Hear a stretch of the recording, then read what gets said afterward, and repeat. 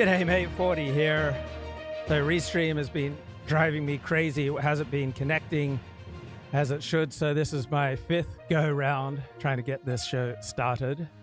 And here's the theme. It comes from an Israeli right-wing historian, Gadi Taub, from his show that was placed on YouTube on October 6th. Stake is Ilana Dayan speaking on CNN to Christian Amanpour, who asked her about the horrible death toll in Gaza, including, she said, 16,000 innocent children. And Ilana Dayan, and the thing about it, why I think the reason I chose it for the dumbest take is that Ilana Dayan is trying to explain why she is so under such a strong impression of October 7 that she primarily sees that. But she confesses Israel does not cover Gaza's suffering enough. And this is how our elites are the supplicants of progressive elites elsewhere. Because what any sane Israeli journalist, and there are very few of these, should have said is that, why are you asking me when these people are deliberately using their children as human shields, and then you want me to take responsibility for that? But no, Ilana Dayan, and this is, I wrote a whole book about that. These elites are looking up to elites.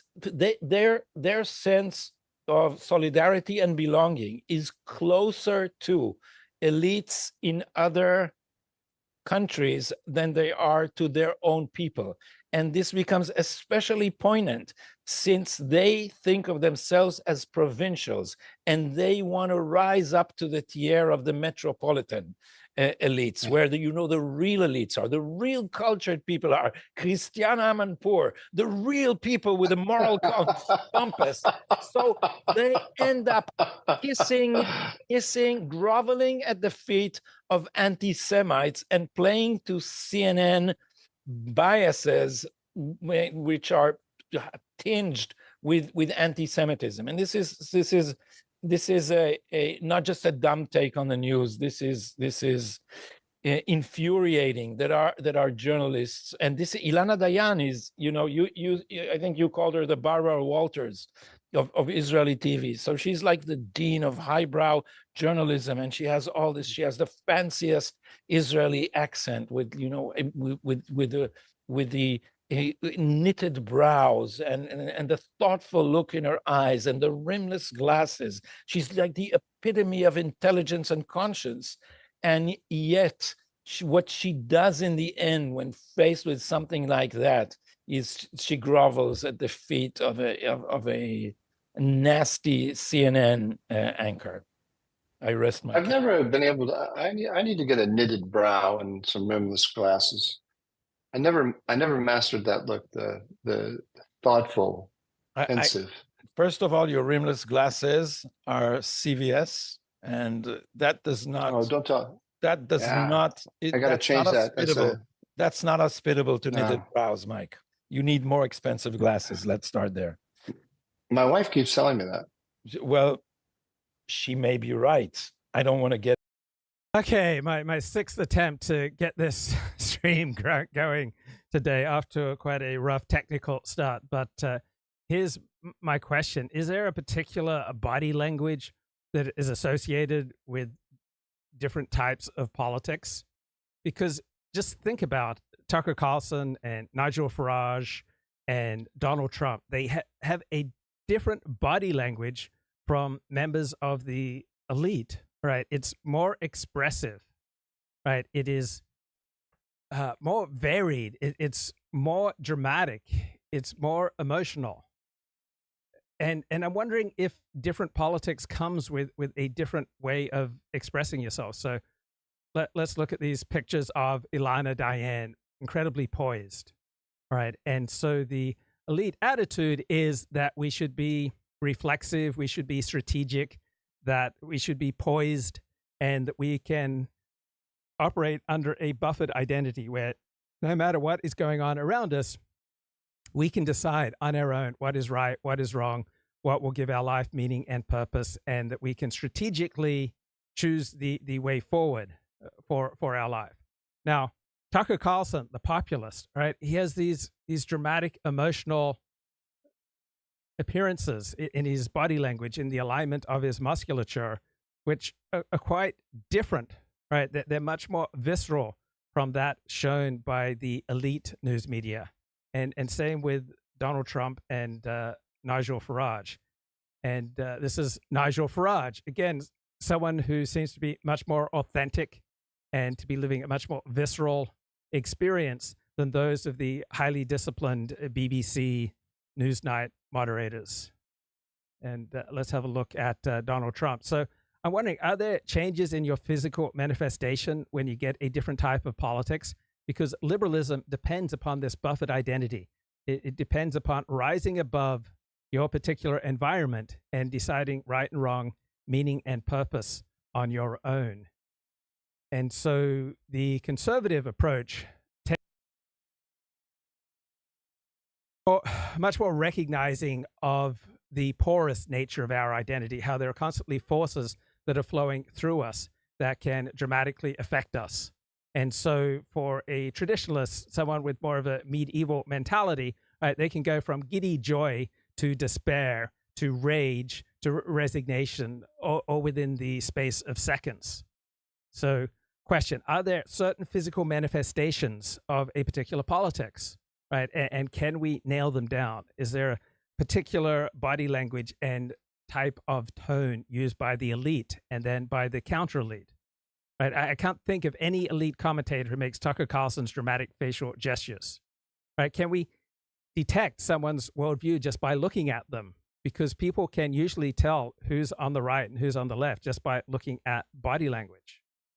And so what about by listening to what people are saying, just listening to the tone, or just by watching them on TV with the sound down? And did Tucker Carlson's expressions, body language, and appearance change as he became more populist? Because Tucker Carlson used to wear a bow tie, right? Here are some photos of Tucker when he co-hosted the Crossfire show. Right, this was quite a different Tucker Carlson in appearance than in his populist manifestation. So I think the clothing that you wear probably affects your body language and your voice quality. Right, you're going to feel more confident usually if you are dressed professionally in a professional setting than if you are underdressed for the setting that you're in. And I think of Tucker as a bow tie member of the establishment. He has dramatically changed from those days. And think about how conservatives reacted to the moderators in these recent political debates between Donald Trump and Kamala Harris, J.D. Vance, and Tim Walz. So I studied for 3 years to become an Alexander Technique teacher. And in my studies, I heard this intriguing idea that each emotion requires a particular alignment of our musculature. And that without that alignment, we can't fully access that emotion. To feel depressed, we have to depress and sag. To feel joy, we need more of an upward direction in our alignment. So each thought also requires an increased level of muscular tension. All right, you can't think through an idea without having increased levels of muscular tension than when you are not doing mental work. Instead, you're in a mode of just observing rather than judging.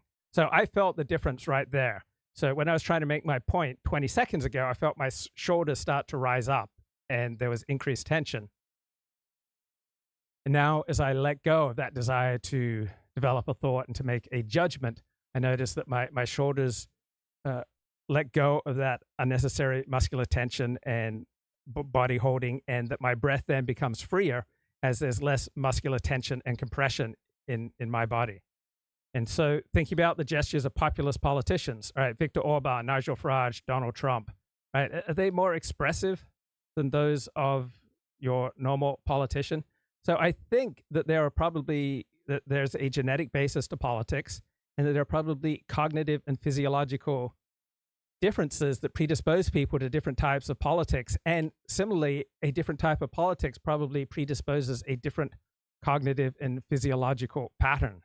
So does embracing a particular politics develop a certain physiological reaction? So is there a correlation and a causation between one's politics and one's physiology.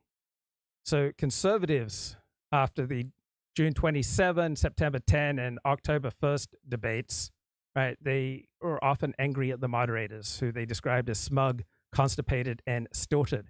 And to whatever extent these are accurate reflections, right, these are reflections of a particular physiological state of the moderators. And I flirted with Marxism for 3 years, between 19 and 22. I just loved the shock and awe of telling people that I was an atheistic communist. And I'm trying to recapture now, did I have a different physiology? Did I experience different alignments of my musculature when I was flirting with a left-wing perspective on life? At other times, I've been much more right-wing and racist than I am now. And I think I had a different physiology in those more extreme states. So I think I can tell someone's politics often by their physiognomy, how they look, and also by their cognitive and physiological patterns. Right. One of my favorite YouTube channels over the past few months has been Meghan Kelly's, and she has show after show on why the CBS and ABC moderators were just terrible. So I'll play some excerpts from her. Who was absolutely terrible last night. Not only, I'm sorry, she looked like she was stuck in 1992. And like just the whole look, the fashion, the makeup. Don't make that face at me, Mac Welsh. You know it's true. I'm just the only one with the guts to say it. And but she gets out there, and just as it starts to roll and they start to fight on immigration in a way that's really good, like JD is bringing up the specifics of what Biden Harris have done with this app that lets illegals come into the country, quote, legally, but it's all a sleight of hand. CBS actually cut his mic. It was egregious. Let me tell you something. As a moderator who has tried to herd these cats on the stage many times, I'm not opposed to cutting a mic if things have gotten totally out of hand. Kip. However, I do believe that Kip back onto the show. Kip, what's going on, man? Hey, man, am I coming in loud and clear? Yes, sir. Well, first off, this Sunday to Sunday, man, I felt like I was out in the desert somewhere.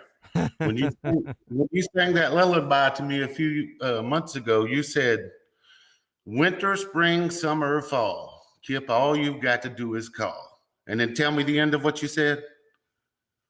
You said I'll always be there for you. That's right.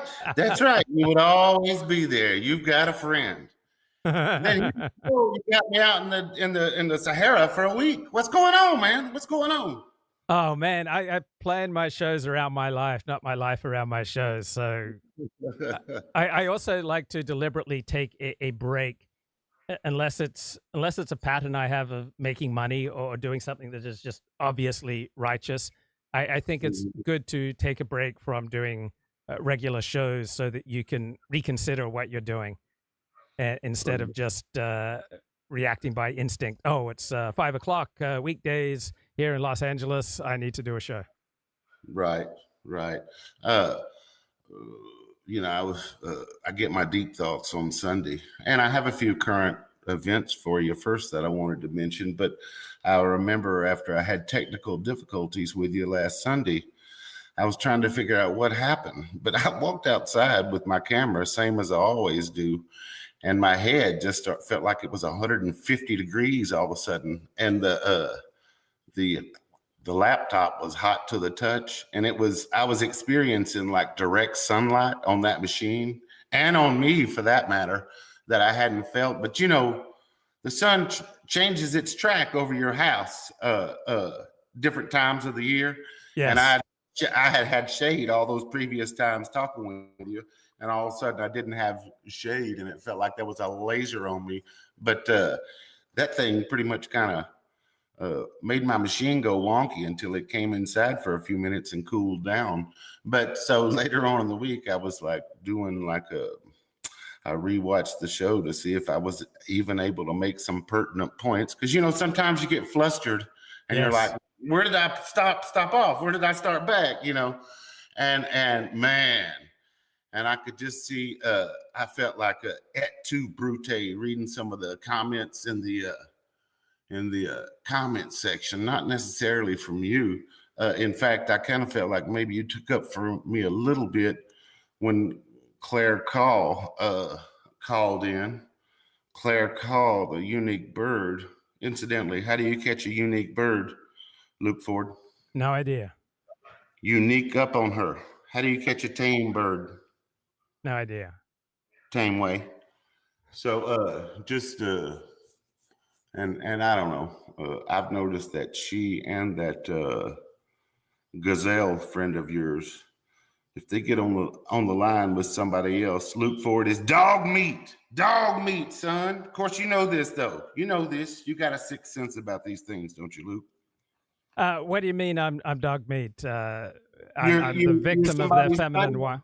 I'm the victim of their feminine wiles. Is that what you're saying?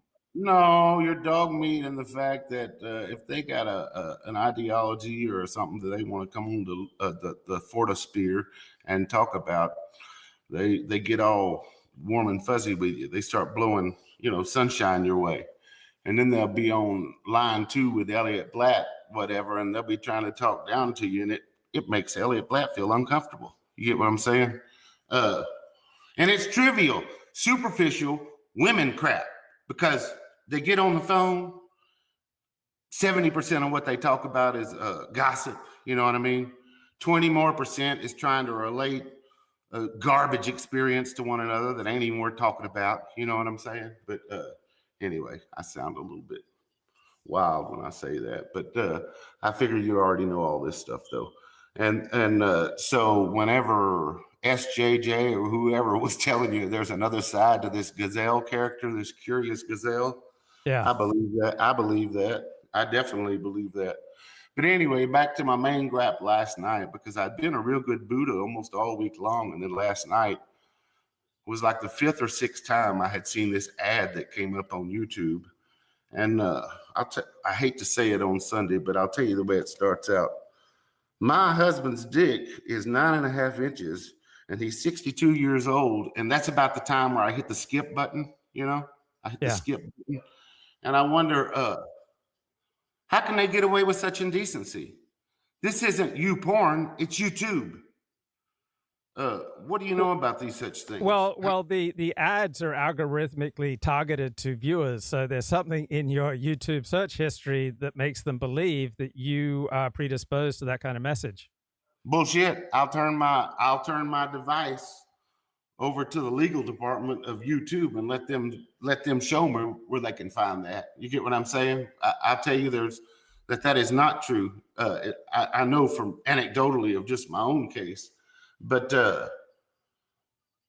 it made me think, well, indecency. You see the creep. I see it with when I'm trying to scroll YouTube videos, all the shorts and videos, what they call shorts now. It's just boobs and butts hanging out of clothes, and I guess because that's what's getting the most clicks or whatever. So I don't like the way that the degradation of women like that. And I'm like, well, what do you do?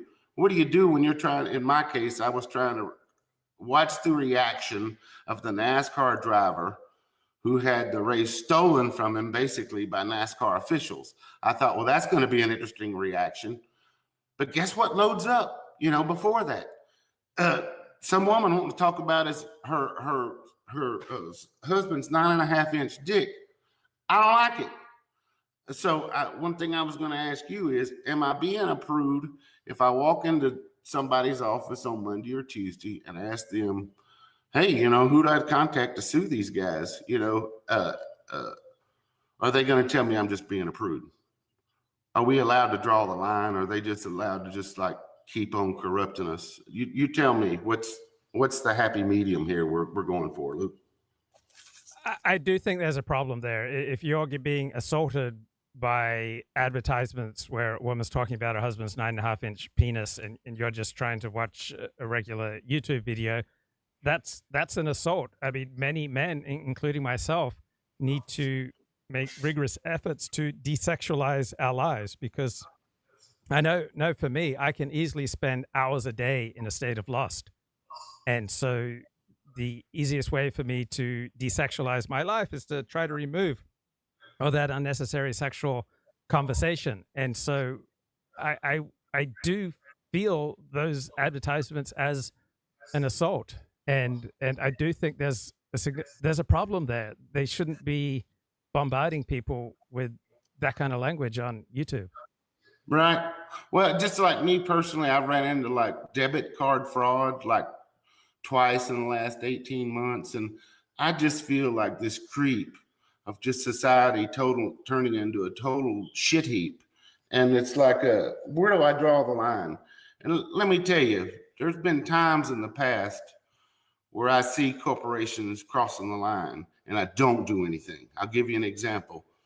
Bank of America was sitting around. I watched the way they did their debit card services. You might, Luke Ford might go out and use his debit card 5 or 6 times in the day. And the bank at the end of the night, at midnight, when they're doing their accounting, they're going to take your largest purchase of the day and run it through first, and then run it largest to smallest all the way through. And you'll tell me, Kip, what does it matter? It's their prerogative.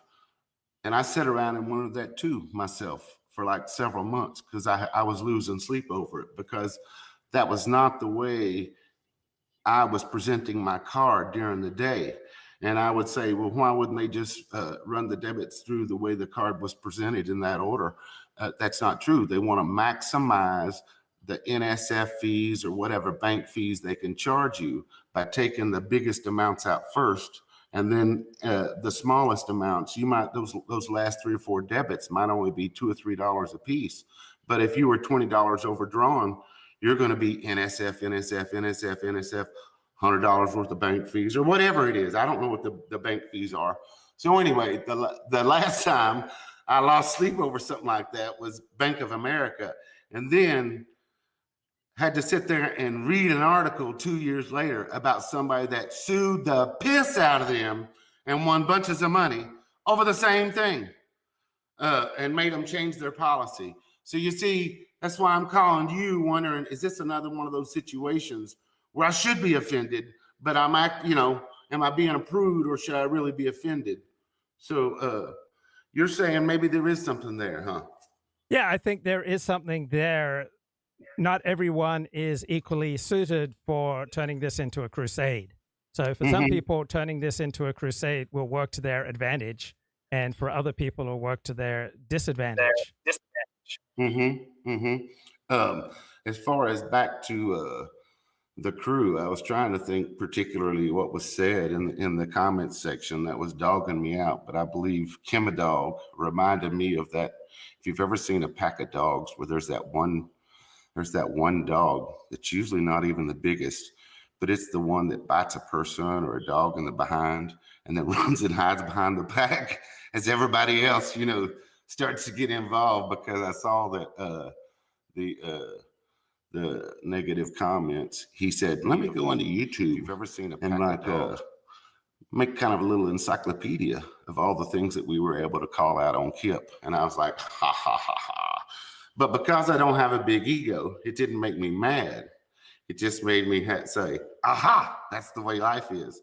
But one of the gripes in the comments section from our discussion last Sunday had been something along the lines of, Kip is 100%, claims to be 100% spiritual and 0% in the now, secular, whatever you want to call that other thing. And if it makes Khaw feel better, then call it 99-1, 99 over 1, whatever you want to call it. But your mind has an algorithm, just like your YouTube has an algorithm. And every once in a while, Luke may notice on Twitter, YouTube, wherever, you might hit a sweet spot on the algorithm, and you're like, man, this thing is an extension of my own doggone brain. I love it. And then all of a sudden, somebody will send you a video, and you'll delve down some rabbit hole. You'll veer towards the wrong direction, and the algorithm's all fucked up, And I'm not even talking about necessarily smutty. I'm just talking about your brain works like that. You know what I'm saying? Instead of being able to recall the high-minded thoughts you would like to discuss with somebody, next thing you know, you're remembering something stupid and trivial, So that's why I say that 50-50 crap, you better watch out, even 90-10 or whatever. So I think it was Cal, or maybe if you got a fan named Brandon, maybe it was somebody named Brandon that basically, he didn't say this exactly, but he was saying something to the effect of, Kip has his doggone fortress of solitude, and he sits up there and he loses touch with reality. And it's like, the irony. He's claiming me to be stuck in Plato's cave. You get what I'm saying? He's claiming me. He wants the shadows and the echoes to be real. And all Kip said, in a nutshell, was there might be something more. I didn't tell him to go cut his hair off and join an ashram, did I, Luke? Did I tell him to do that? Did I tell him to do anything crazy? Did I say anything that was off the rails last week? I don't recall exactly, but we all tend to think that other people should be more like us. And so, whatever we're embodying, we're presenting some sort of challenge to the way that other people are leading their life. If we stand up for anything, we start instinctively challenging other people. Right. As if I'm not a fisher of men with a net sitting there on the side of the pond trying to scoop up every ounce of reality I find, and on one level, maybe it's because I left the world or whatever, and I might say, God, one of the best rappers ever was a guy named Prince B, PM Dawn, and I'll answer, he said, I left reality early due to the lack of love and reason. And there's a whole lot to that statement. He sang a whole song, in my opinion, that was just being sung to deity one time. And he started out the song, something to the effect of, whatever I do, I'm always thinking of you. I have a love for you that nothing hides. And then when he gets into the verse, he says, I've become amused. I've become blind. I've become what I know not see, what breathes. You seem illiterate to all my emotion. I stand corrected, how well you read. And I mean, the whole song is just something that a normal person, they can't pull that off. Not only can he rap, it's beautiful verse that he's done tapped in there and snatched from beyond. But another part of the song, he says things like, it's in the windows, the doors, the passageways to the truth. I caress the infinite light that even at night overshadows the moon. I mean, real mystical stuff. But anyway, I kind of veered off to the side. But what say you on that balance? Because balance, both these guys think there's no balance there with Kip. And I'm saying, watch out. You'll be tossed in the cesspool of life if you pull off too much balance. Give me the retort. Speak for them. So one way of analyzing this is, would more people be better off living like you? And so people be better off being high much of the time. And I would say no, that would not work towards most people's benefit. Usually when people are happy and thriving and they're connected to other people, they are much less inclined to mysticism. On the other hand, people who are struggling in life, they tend towards much more of an inclination towards mysticism. Mysticism usually lifts people out of lives that aren't working. It's relatively rare that people go from a thriving life into a devotion to mysticism. Mm-hmm. Yeah, I wanted to touch on that. I want to veer off, and then we'll come away to what you're talking about. I want to talk about hang-ups, and one might be you and my weed. That's my religious sacrament. That brings me closer to God. I'm able to feel the transcendent from that. And maybe you and your ADHD medication is different. Maybe you say that brings me normalcy or whatever. But in the case of mine, and in that same regard, I would not hold it against you if you were able to pull the bark off a certain tree there in California and pull a certain root out of the ground there in California and put it in a cauldron and create the same effect for yourself that makes you feel well, and keep the pharmacist and the the prescribing doctors and the people who made up the compounds out of the whole thing, because I'm saying if that brings Luke closer to God and it ain't putting me in harm's way, well, that's his religious sacrament. You know, he's naming it something else. But if that's the only way Luke feels holy, well, by God, it's your religious sacrament. And to the second effect, another thing that I'm not saying you have a hang up. I'm just saying, just in case you have a hang up about, let's say, me and my insurance, because besides weed, that's the other thing you like to come back to. A woman, if we were married, I might accuse you of harping. But one aspect of me that, because you're Australian, you might not know, I was a Marine. So, of course, I can go to any VA hospital anywhere, and they're just going to treat me, you know. So me going to the clinic or me going to the county health department or the walk-in clinics, that's just easier maybe than going through the red tape of a VA hospital or whatever. So I sort of earned that.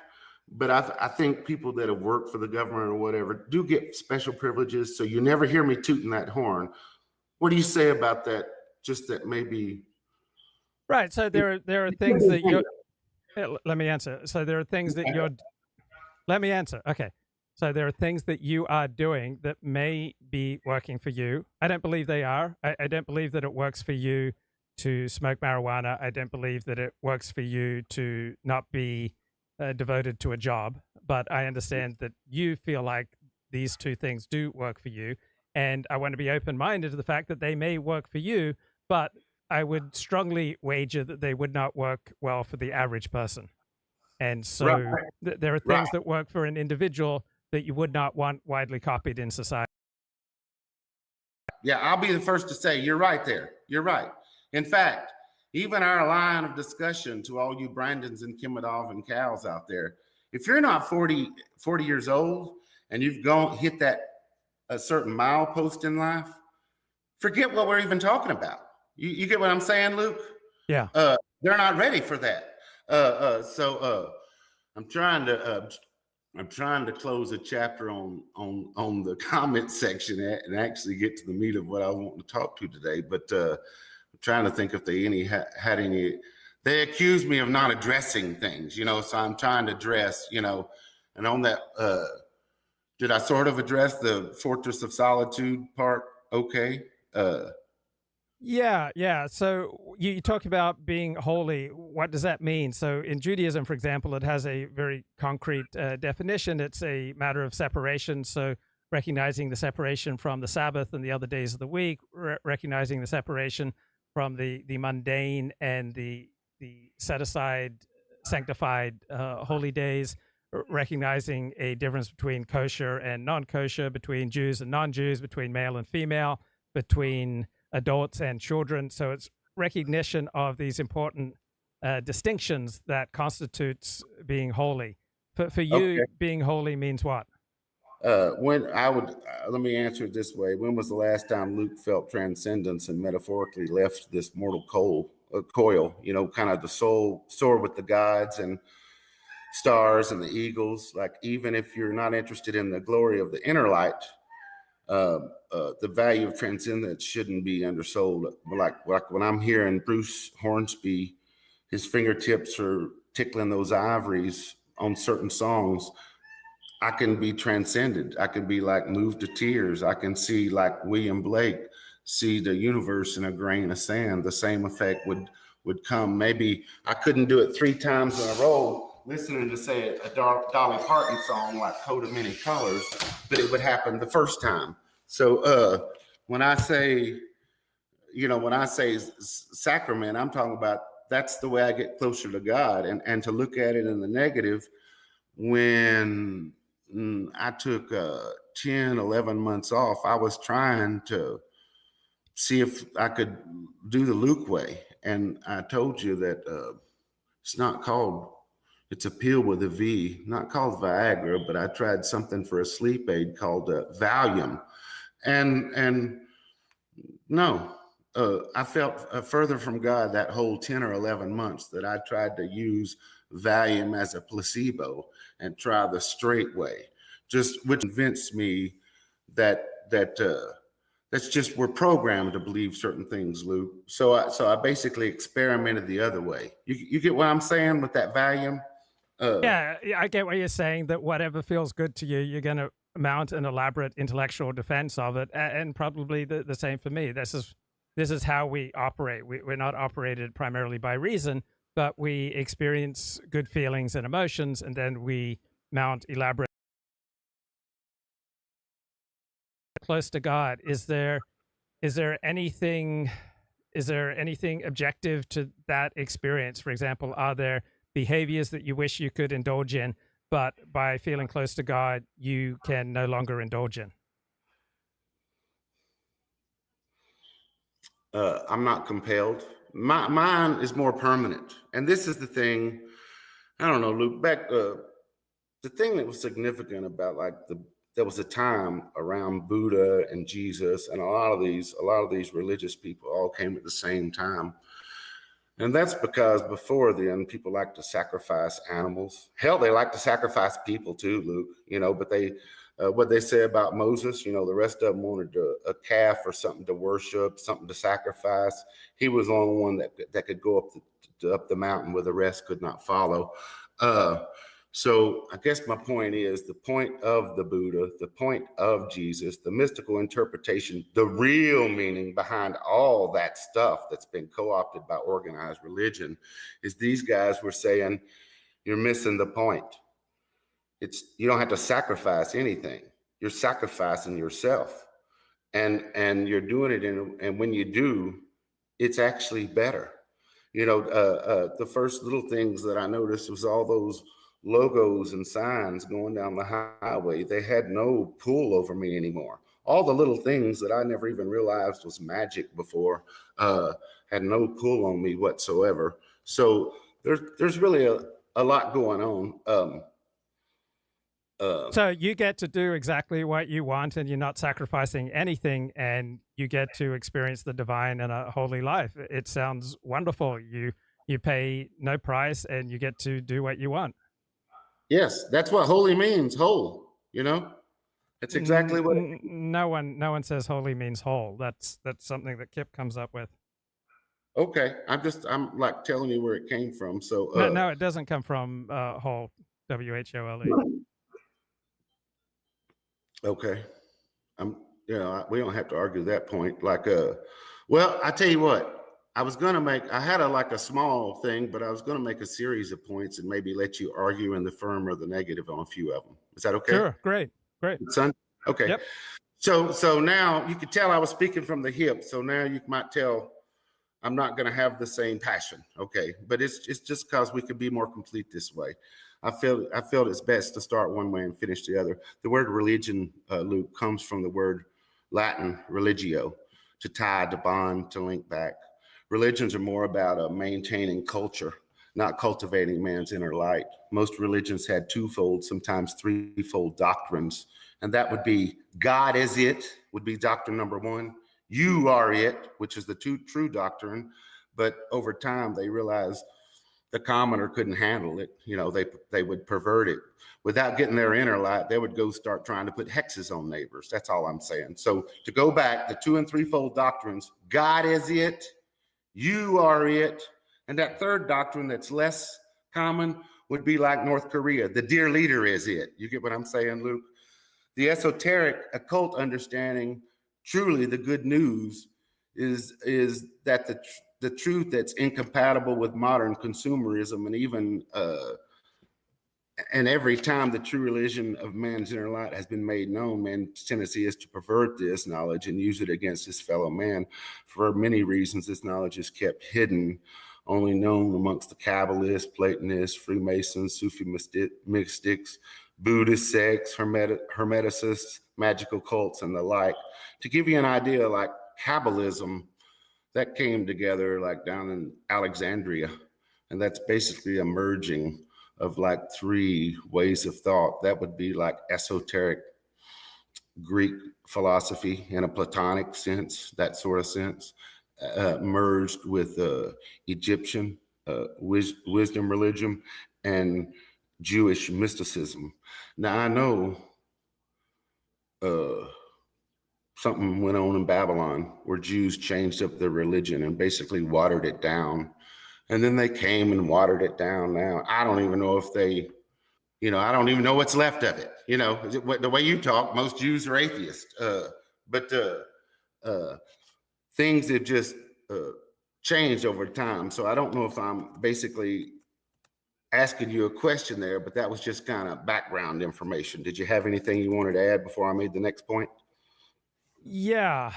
So the experience, the state that you are advocating, this mystical state, is a very individualized one, while religions tend to be communal.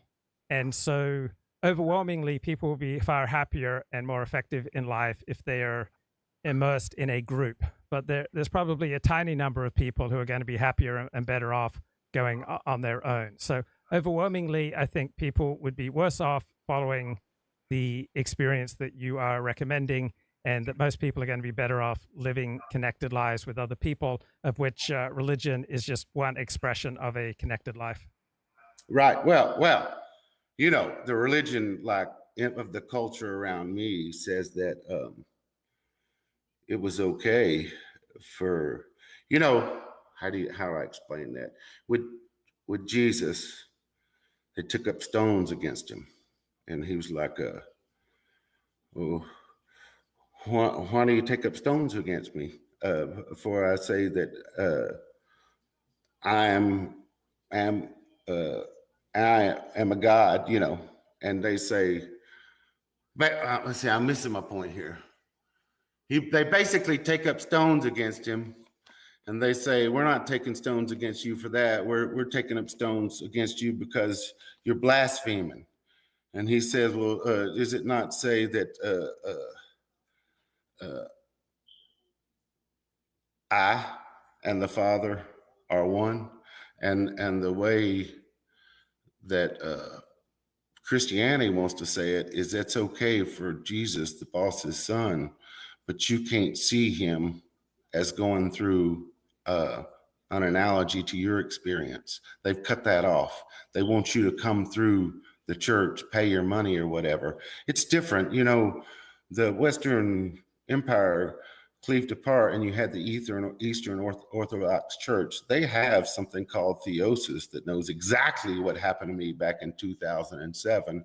But they're different in the fact that they say it's got to happen while you're in the church. That you got to be enchanted by the church and have the bells and the smells and the music and all that kind of stuff. So they would say that whatever I got was illegitimate. It had to be done.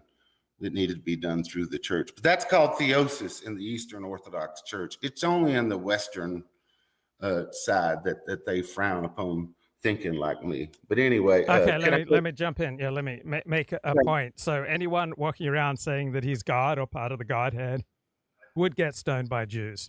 Jews have a horrified reaction, an amused reaction, a disgusted reaction to any dude who says that he's God.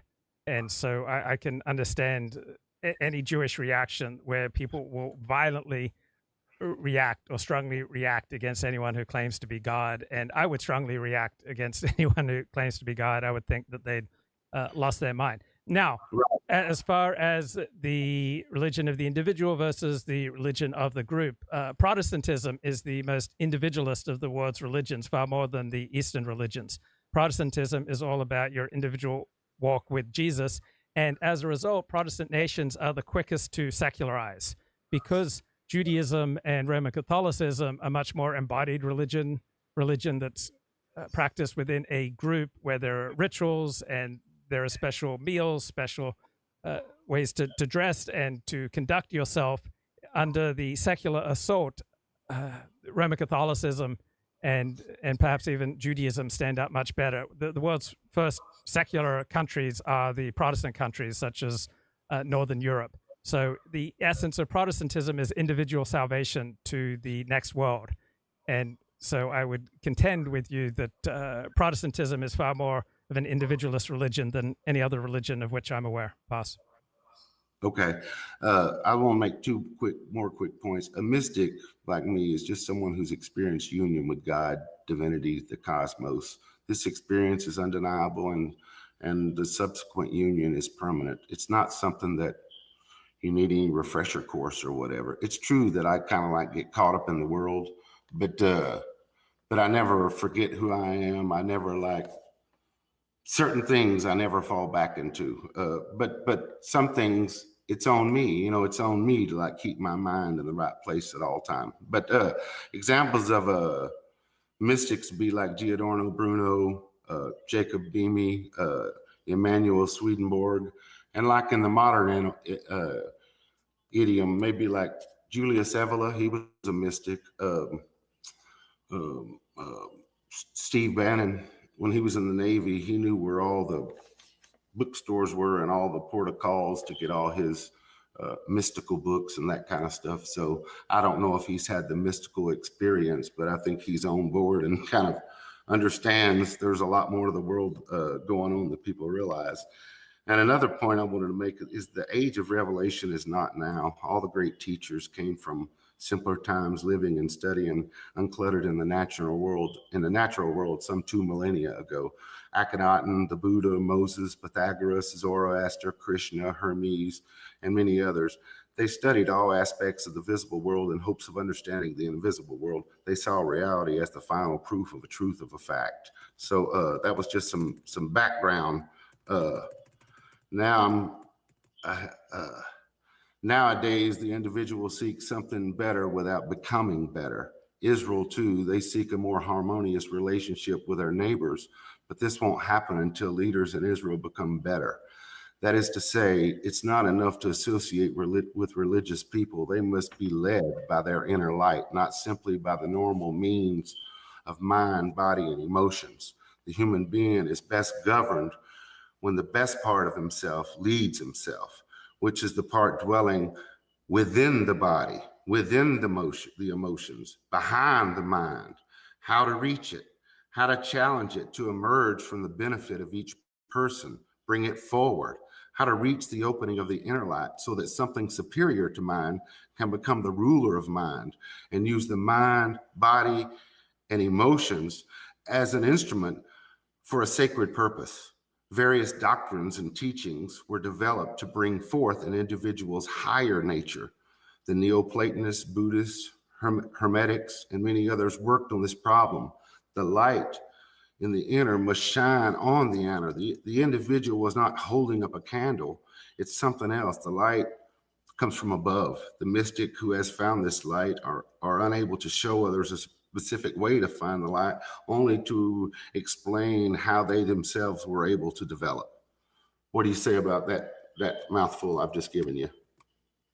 Well, it exists in a world that isn't falsifiable. And so I'm sure this is a superior strategy for some people. I think some people are naturally equipped for an individualist mystical life, and many people are not. What I'm curious about is, in practical terms, how have you become a superior human being through embracing this mystical journey? I mean, I'm not superior, man. That's why you'll never hear me use the word like enlightened. Somebody sounds like a prick that uses that word. Do you get what I'm saying? No, superior to what you were before, not superior vis-a-vis other people, but superior to who you were prior to this experience. Oh, I mean, I have unity with the universe now. I have that connection, man. I can feel that transcendence. Nobody can pull the okie doke with me on lots of things like desires and things like that. I can see right through them. I'm telling you, it's just something you'll have to experience for yourself. You know, if you do, I'm just telling you that it seems like there's 1,000 different religions. There's no 1,000 different religions. There's only this one religion. And then there's, like I tell you, it's twofold. There's this other thing, this cultural thing that you're talking about. And that thing has probably served the Jews well or whatever, but it doesn't turn out many holy people. You know, if you think about it, if you judge something by the fruits of their labor, or by the fruit that it bears. But I wanted to make up a little. I know it's Sunday and I shouldn't come at you, but earlier this week, actually day before yesterday, I was feeling I felt like the dark spirit come across me, and I had some bad thoughts about Israel. And I said, hey, I should collect these up. I'm Yes. sure Luke would give me a damn mouthful over these. So can I Yes. spill them out to you? Okay, Sure. This is what you live for. Is Israel a parasitic, psychopathic nation? Israel lives in Section 8 housing in Palestine and survives on welfare checks and military aid from America. They've been a blight on the neighborhood since day one and have done little to ingratiate themselves to the neighbors in the region. Israel epitomizes the loser, the scumbag who claims all of his ex-girlfriends, all of his neighbors are shitheads, not him. They claim it's a bad neighborhood with bad neighbors. But you're the dumbass newcomer who chose to live in the neighborhood. They didn't change the neighborhood out when you showed up. The neighbors were already there. Israel was offered Section 8 housing elsewhere too. Then, to add insult to injury, those scumbags chose to practice apartheid and treat Palestinians as the other. Here's a novel idea. Zionists should build friendships in the neighborhood the way they did with the Nazis back in the 30s. It's an American, as an American, Israel is a friggin' liability. They expect the neighborhood to improve, but refuse to improve their thinking.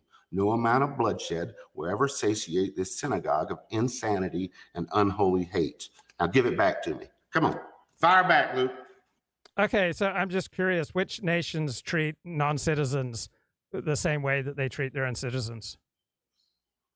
America treats a lot of our non-citizens better than citizens, but those Palestinians were there first. So you can't pull that apartheid shit like they did in South Africa and have, separate. Only these people can own land. Only these people can do this. Only these people. You can't do that. That shit wouldn't fly here. So you're telling me everything they do, you could fly here?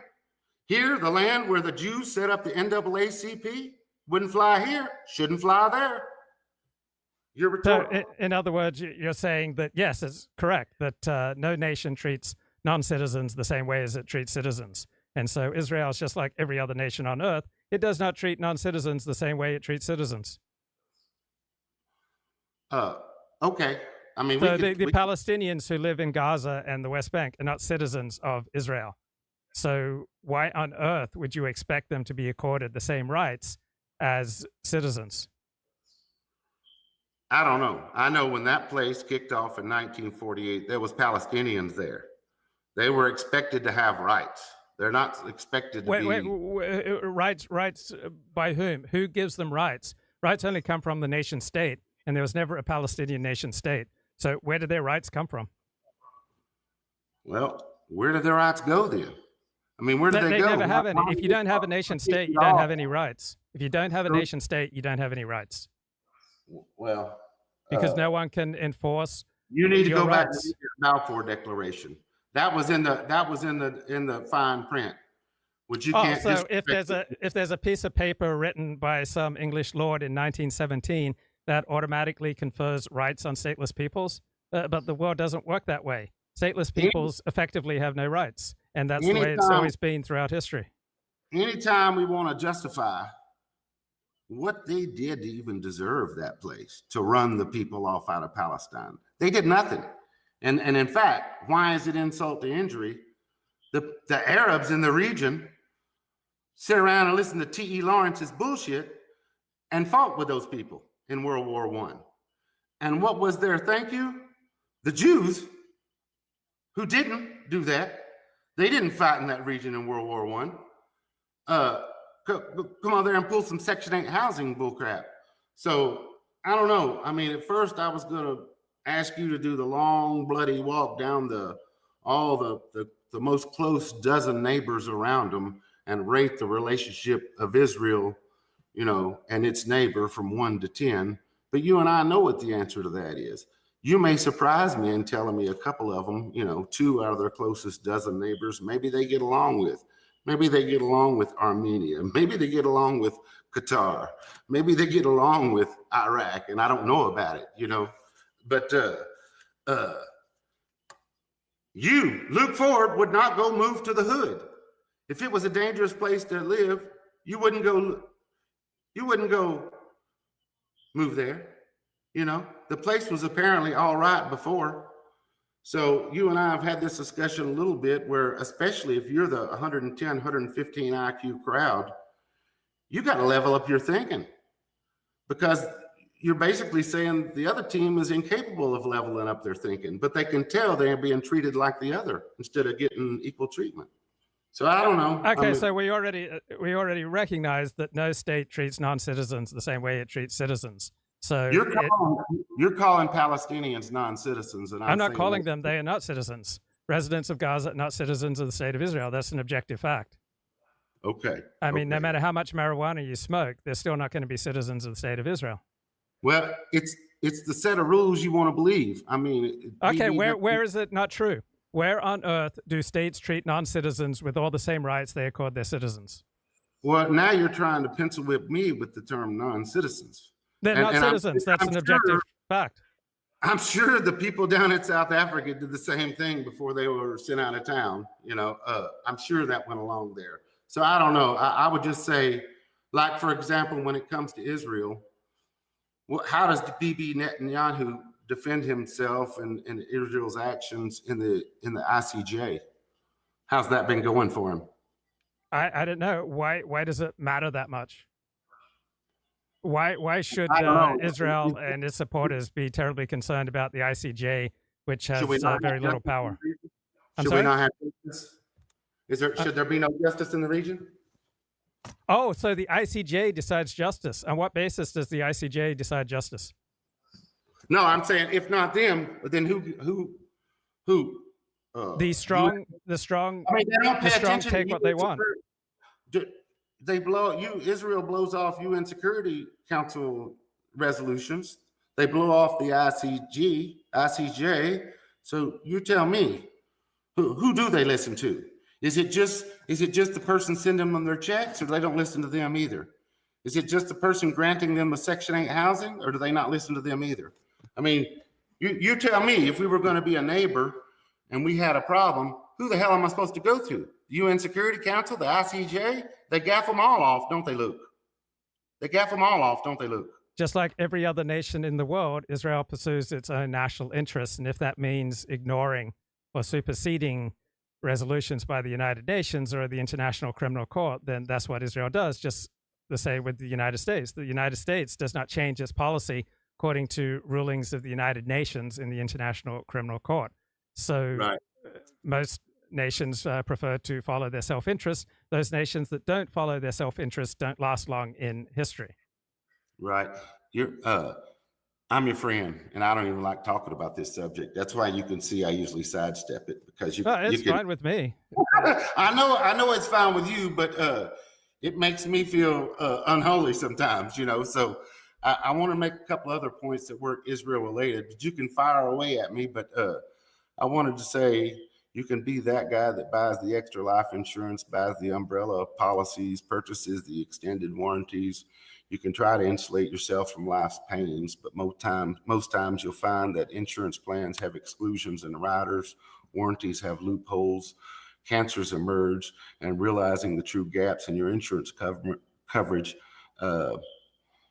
may actually add insult to injury. Rich people hate the fact that money can't insulate them from life's pains. They want to live in a world where servants don't drop the china and the silverware never has spots, but life isn't like that. You want to make a point to that before I make? Yeah. There's no magic key to insulating yourself from life's pains. Mysticism won't do it. Religion won't necessarily do it. And there's no one approach to life. There's no universal way of living, such as buying maximum insurance that's going to insulate you from life's pains. But more than anything else, probably accumulating financial resources and human connections is the best way to minimize the pains of life and to optimize your chances for a good life. Right. So you get my point that even if you have a good career, watch out trying to bubble wrap your whole life, because you'll end up being broke. And then you'll feel like you'll get madder than a mashed cat when one of those car warranty policies, they start showing you the fine points in the exclusion. It's going to make you mad because you thought you had bubble wrapped and covered everything, you know. So I just say that. I say that because I remember the first year I made like $100,000. I think it was like 1994. And I remembered at the end of it, maybe I had like $2,500 left. But I just remember how hollow it was that I had conned myself into believing that I was working so hard day to day that I was giving myself those moment to moment gratifications of eating at Outback or Red Lobster and all these things 4 and 5 times a week. But what happened, Luke, is those meals, even in and of themselves, started feeling mundane. You get what I'm saying? They were no better than a meat and 3 from the local diner. They just cost 3 or 4 times as much. So a lot of that stuff is so hollow. And I know I don't want to come at you and say that I know you don't have to make money. I'm just saying, gosh, when I say people don't have a lot of free will, a lot of times, I'm saying they're spending it 4 times in their head as fast as they're making it. So how much free will can they have if they're trying to buy all the insurance and buy all that stuff? Because we know you can't live in a world where the servants don't break the fine china. That's the point. So you agree with that, but you just kind of went back in the other direction too. I also was going to say, wait. Let me address that point. Just because various strategies for life are not 100% effective does not mean that they're not useful. And so for most people, they are better off with auto insurance if they drive a car in the United States. Most people are better off possessing health insurance. People who own a home will usually find it a necessity to purchase some type of home insurance. Now, there are going to be better and worse forms of auto insurance, health insurance, and home insurance. And there's not a simple magic key that guarantees which type of policy is going to be better off. But I will tell you that those who spend a little time and do a little research trying to find the best policy will usually be better off in life and more effective. That generally speaking, the trait of conscientiousness results in a happier, safer, more effective life. And people in general would be better off exercising more conscientiousness than they currently do, even though there is nothing that guarantees a 100% successful life. So in the field of dating, most of the things that you can do to make yourself more attractive to the opposite sex are in your best interests, right? You can take care of your physical appearance. You can get into shape. You can get into physical shape. You can get into spiritual shape. You can get into social shape. You can get into good psychological shape. You can get into good financial shape. All those things will improve your dating prospects, but they will also simultaneously improve the quality of your life. But there's no one thing that you can do that will guarantee yourself a 100% successful, pain-free life. Yes. And in fact, to prove the first point that you just made was if people are spending less time with trivia and paying like more attention to their, let's say, homeowners policy, this house that I'm talking to you from now, a straight up policy. You just call them, ask for a year's worth of coverage. They'll give you a number. You set up the policy. That number was like $1,300 a year. But if you call them and get what they might call a premium policy, you can get a policy for only $100 more a year. So instead of $1,300, it's $1,400. But what do you get for that? You get, like, if your house burns down, you get $50,000 worth of rent if you need that. You get $25,000 worth of flood protection if your pipes burst. You get 125% of dwelling coverage just in case it costs more to rebuild than what your house was actually worth when it burned down. You get a whole lot more coverage, but you had to ask, you know what I mean? Because they're not going to give it away. They're not going to give away the real protection. They're going to send you out the door with the baseline protection unless you ask around. And then there's another level where you actually have what's called umbrella policies. And that's where I believe people might be getting overkill because they want the ultimate. They want to make sure there's $1 million coverage if the man falls off their roof. And with the policy that I just spoke with you, it's only 100,000. You know, it's going to keep the wolves away in ways that a regular home insurance policy aren't going to do it. But it's not an umbrella policy, because that umbrella policy might be $3,000 or $4,000 a year. So anyway, that stuff is the devil's into the details on things. And let me follow up on this. Are there things that women can do to reduce their chances of being raped? Yes. All right. You can be more discriminating in who you go out with. You can be more discriminating in who you invite back to your home alone. You can be more discriminating to whom you go back to someone else's place alone. You can behave and dress in a certain way that's going to significantly reduce your chances of getting raped. But there's no one thing that you can do that 100% guarantees you won't be raped. But there are all sorts of commonsensical, traditional things that you can do that significantly reduce your chances of getting raped. And the same is true for guys in the sense of getting raped by life, right? There are things that you can do that significantly reduce your chances of getting raped by life. Maintaining good relations with your family, with your friends, with your community, and accumulating a financial reserve and staying on top of your job skills, right, will significantly reduce your chances of getting raped. I sometimes encounter people who are suddenly in desperate straits. They desperately need money. They have no place to sleep. They desperately need medical care, and they don't have health insurance. And so there are wise things that you can do to reduce your chances of being in such desperate states, because you really don't want to be in a desperate state if there's anything you can do to avoid it, because the more desperate the state that you're in, the less clear your thinking will be. Pass. Right.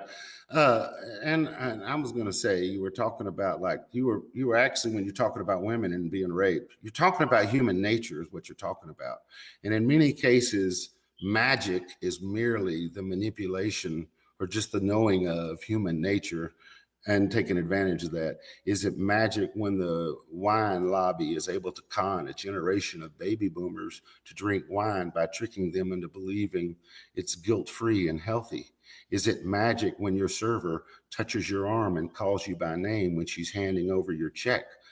She doesn't know she's using magic. She just knows tips are 21% higher when she does those two things.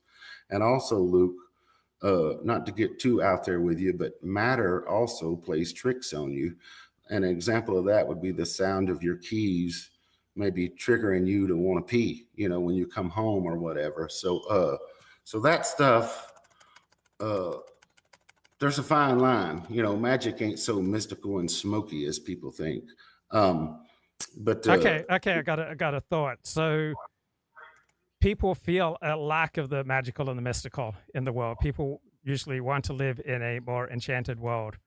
And as religion has declined in importance, as people find their needs for comfort getting met outside of religion, people find themselves living in an increasingly mundane world. And so there is a human yearning for a more enchanted world, which I recognize and respect. Mm-hmm. And I'll say, you can't storm the gates of heaven. One must be still, humble, and righteous.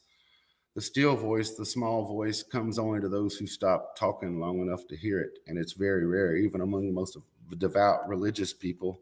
The mysterious realm of intuition must be entered into, because the intellect alone will not suffice. And you see this, like when a chemist makes a breakthrough that gets him the Nobel Prize or whatever. He's rationally thinking about chemistry all day, and then at night he slips asleep, and in his subconscious mind something clicks, and he wakes up and he goes to his notes. You know what I mean? And he just, in many cases, they don't know what it is. Inspiration or whatever. They'll chalk it up to a lot of things, but you see what was going on. They didn't have anything but that problem stirring around in their head. They didn't think about the Cowboys or the porn that was on this week or whatever. It was just that one thing. And then magically, if they're lucky, it's as if a God or something gives them the little key. You get what I'm saying? The key. So now you're getting in the realm of is that fate? Is that what they mean back when they used to have Fortuna, the god Fortuna with her rudder, Okay. talking how. Yeah, let me jump in. So we experience life differently depending on where we are. We're going to think differently when we're standing up as opposed to sitting down, as opposed to lying down, as opposed to walking. We're going to think differently when we're walking in nature as opposed to walking down a busy street. We're going to think differently when we're talking to other people as opposed to just thinking alone in our head. We're going to think differently when we wake up at 3 a.m. as opposed to 7 a.m., as opposed to 1 p.m. and 6 p.m. and 10 p.m. So time of day, location, what we're doing, all these things are going to have a profound effect on how we experience life. And so if you do the hard work, for example, let's say I prepare for a show and I had all sorts of topics lined up to discuss on this show, links to videos that I wanted to analyze, and I had that done days ago. So I could have gone live anytime this past week and I had material prepared. So generally speaking, the more prepared I am, the better the show. But if I'm prepared, that does not reduce the opportunity for spontaneity. It probably creates more room for the spontaneous because I have the safety net of all this preparation behind me, where when I need to catch my breath or to take a pause, I've got things that I can play. I've got notes that I've written down. And so talk radio programmers will tell their hosts, prepare your show the day before if possible, and then allow time to go past. You'll sleep on it, you'll live life, you'll go to a party, you'll walk down the street, and then new thoughts will occur to you. So it's not relying on magic, it's doing the right things and then go participate in something else, right? Step away from a problem, and often an answer will come to you when you're engaged in something completely outside of working on a problem. Pass. Yeah. Yes, the mind is like a stew, and I know you've done this a million times yourself, Luke, to where you'll sit around and let the stew brew for a while, and then it comes time to talk about it, and you'll speak extemporaneously, and the things that come out of your mouth weren't necessarily the notes you prepared. By God, they were better. And then somebody else say, well, what do you think about that, Luke? And you'll say, well, by God, it's such a good thing. Let me think about it. I just said it. I hadn't even had time to think about it. Where'd that come from? You get what I'm saying? So there is a magic. Whether you want to call that magic's going to be, that gets too mystical for people. There's more going on. You know what I mean? There seems to be more to the universe than we let on, because it's like you'll realize sometimes, hey, that wasn't even my thought. That was better. I'm going to claim it. I'm going to claim it, but that wasn't even my thought. I seem like I got a little help there, but you were in the right headspace for that to come out. Anyway, I was going to make a couple of points, and you can. Okay, let me just add one more thing. There's a terrific book on this. It's called The Extended Mind, and it talks about the different ways that our mind works depending on context, whether we are with other people, whether we're lying down, whether we're walking. Nietzsche, for example, said he wouldn't trust any thought that didn't come while he was walking. Okay, pass. Mm-hmm. Psychologically speaking, we once lived in an age of being, to be, or not to be. They were being. Then with the Industrial Revolution and unfettered consumerism came the age of having. So we went from being to having and possessing. Now we've actually passed through that, Luke, and the social media age seems to be bringing us an age of appearing. So from being to having to appearing. Image and right thinking matter most. Truth and substance are long gone. Do you see that progression maybe to where it's like we're just along for the ride? You get all these tools around us, everything around us has such an effect on us that we went from being to having and possessing, being our mode, to now appearances and image is our mode. That's what, but because that matters most. It appears to the masses that matters most. You got anything to say about that? Yeah, I think for most people, their life revolves around their family. And I think that was true 1,000 years ago, 100 years ago, 10 years ago, and right now. On the other hand, people who don't have those normal levels of human connection, they are going to be much more flexible. They're going to be much more vulnerable.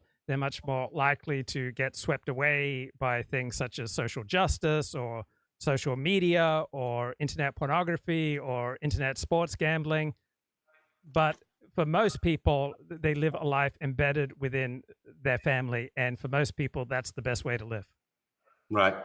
I was going to say, if you'll think about the mind, it is a conjurer.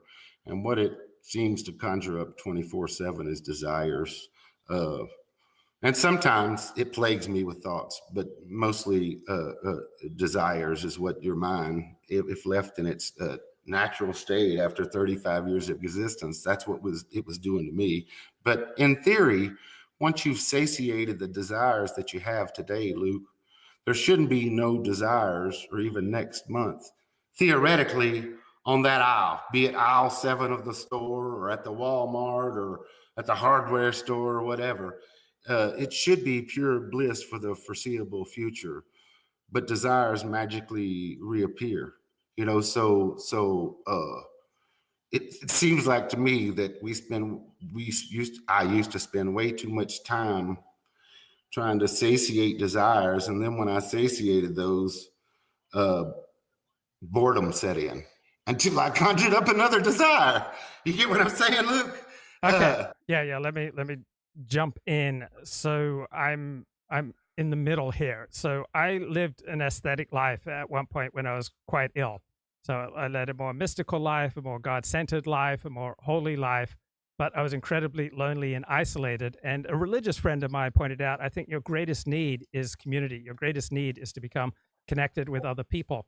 And so one of the things that I did to start getting reconnected with others while I was suffering from chronic illness is that I answered and placed a whole bunch of singles ads. And so when young women started coming to visit me, I started moving out of the mystical and holy world into a much more carnal world. And I had a conviction that there was a solution to what ailed me physically, but on the isolated path that I was on, neither myself nor my family were going to arrive at that solution. I had to expand my life as much as possible and to connect with people as deeply and intensely as possible to try to find a way out of this chronic fatigue syndrome. And one of the ways that I thought I will most intensely connect with others is by having sex with these women. And so the second woman that I had sex with on this kick had a great psychiatrist, and she lived on the other side of the country. But I followed her back to Orlando. I believed that she had a great psychiatrist, and I moved in with her in Orlando, Florida, and I went to her psychiatrist, and I got a pill that restored me to at least 2/3 of a normal life. So instead of being bedridden 20 hours a day, I was able to start living much of a normal life. My life was completely changed. Now, there are some downsides to that. I got hooked on promiscuous sex. I became something of a user. I blew up my relations with my parents, who were offended at the way that I was manipulating and using women. But I did move from the sickbed back to normal health.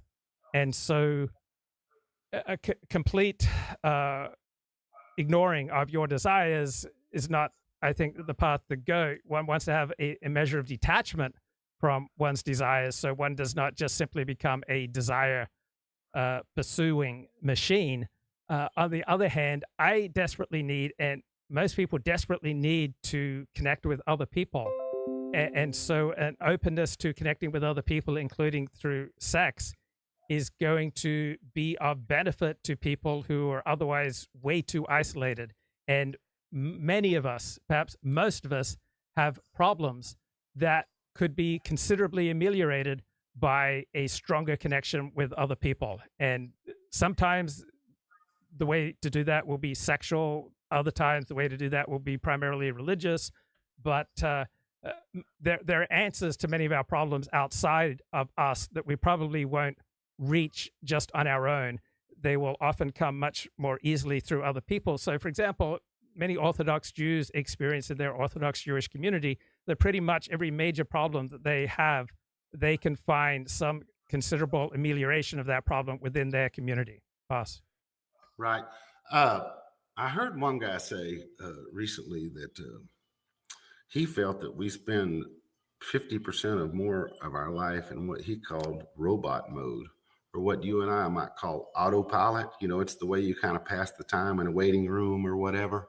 And he thought one of the keys to life was to like catch yourself slipping into autopilot, robot mode or whatever, and bringing yourself back to, being consciously aware. Whatever methods worked, some methods would work some people, and other methods would work from other people. But that's an interesting concept, isn't it? That like there's like an inner robot in us that will take over and drive the car, and sometimes you'll be like, wait a minute, I don't remember consciously driving this car for the last 2 minutes, but we're 2 miles further down the road. Have you ever noticed that there's like a robot inside loop? Yeah, I got a thought on that. So robot mode serves us just like comparisons with other people serve us. It's just inevitable that we will compare ourselves with others, and it is inevitable that robot mode will take over. On the other hand, there is a time and a place and a reason for expanding our awareness of the present moment. So there's nothing wrong with an appropriate use of robot mode, and there's many advantages to be gained at times from becoming more aware of the present moment. A guy named Guy Debord in the 30s, he saw the coming of what he called the society of the spectacle forming, based on control and mass consumption, where the real is hidden and the irrelevant is what is promoted. I mean, the guy's not around anymore. This was something he promoted about 90 years ago, but I think we're there, don't you think? Think about what he's saying, where the real is hidden and the irrelevant is promoted. I mean, I don't think that's true for people with family. Most people live lives that are immersed in their family, and what is real is their family. If you have children, if you have good relations with your siblings, with your parents, with your extended family, that is real, and that should be your primary concern, and that is what is a primary concern for most people. So I don't think most people are living lives removed from the real, because most people live lives that are immersed in family. I had a couple more points, but I know you've just gotten into the day. Why don't I let you clear the chalkboard of Kip time and then get into Luke zone, and you could just, we can talk about it just to give us something to talk about, because I had 3 more pages of notes, but I know I've taken up enough of the Lucasphere. Thanks, okay, bro. Great. Thanks, bro. All right. Good talking to Kip. Let's move on. All right, as a deeper thoughts, well, they're not really mine. They come from Ronnie Goodman and his work, Conservative Claims of Cultural Oppression. So I just searched Ronnie Goodman's book for uses of the term embodied or embodiment. And the overarching theme is, how does our politics affect our physiology, and how does our physiology affect our politics? So liberalism upholds autonomous self-possession as the way to go, meaning autonomous self-possession means that you decide right and wrong on your own, that you decide meaning and purpose on your own, and that you can decide on your own a reasonable and useful and effective path for yourself in life. While from a traditional perspective, reason, purpose, right and wrong all exist outside of yourself, that there is a pre-existing moral order of which religion is just one expression, and that your duty in life is to fit in with that pre-existing order. While from a modern liberal secular humanist perspective, it's much more of an ethos of follow your bliss. You can decide all these things on your own. So liberalism upholds this particular conception of the self, which you saw embodied in the Moderators' performance in the presidential and vice presidential debates. But from a non-liberal perspective, this autonomous self-possession is really just the internalization of the new restraints and inhibitions of the disciplinary society that is the secularized version of Protestantism, right? Protestantism was a reform religious movement where you did away with the importance of rituals and the physical world, and you boiled religion down to an intellectual and perhaps emotional assent to a couple of dogmas that Jesus died for you. So you removed all the husk of religion from a Protestant perspective and just boiled down to, are you good with Jesus? And so the modern liberal identity is not this unvarnished natural lucidity and clarity as they see it. Rather, it is the embodiment of contingent historical forces, meaning it is the product of a secularized form of Protestantism, right? It's a new uniformization, a homogenization, and a rationalization of the Enlightenment. And so the Enlightenment narrative that people are basically good and can decide right and wrong, reason and purpose on their own is a secularized development on Protestantism's insights that religion boils down to your relationship with Jesus. It's what you feel in your heart about God, what you believe the path to salvation is. That's really all that matters in religion. So the modern secular approach and the Protestant approach are both liberations from tradition. I grew up a Protestant, and the word tradition is a dirty word in Protestantism because Protestantism sees itself as a liberation from tradition. In Roman Catholicism and in Judaism, right, tradition is a positive thing. But liberals, from a non-liberal perspective, overlook that this autonomous self-possession, this innerness, is a blind convention in its own right. It's the outcome of particular historical Enlightenment processes that undergirds these liberal ideals. So there is a higher truth that conservative claims of cultural oppression are arguing for. Liberals may be the ones who most ardently defend science and naturalism, but it is conservatives who are the most viscerally natural at their primordial level of embodied human experience. So from a non-liberal perspective, our thinking is profoundly shaped by all sorts of pre-cognitive processes, such as our genetics and our early imprinting, and that genetics and early imprinting are far more powerful forces on how people really behave than their use of reason. So liberals see their principled high-mindedness is distinguished from conservatives' hidebound prejudice, egoism. But what liberals dismiss as the politically opportunistic swiping of progressive lingo reflects conservatives' more natural, less rational understanding of human beings, right? That conservatives' non-liberal sense that liberalism's official rational morality grows out of a pre-rational identity that is then imposed alongside what purports to be moral idealism. So liberalisms don't see the broader historical context of their particular idea of autonomy, of their idealism, because they are very much creatures of the Enlightenment, and so they view reason as the driving force for people, as opposed to genetics and imprinting. And so they see this reason as disembodied, as opposed to a non-liberal perspective, which recognizes that what happens in our brain is profoundly affected by our body.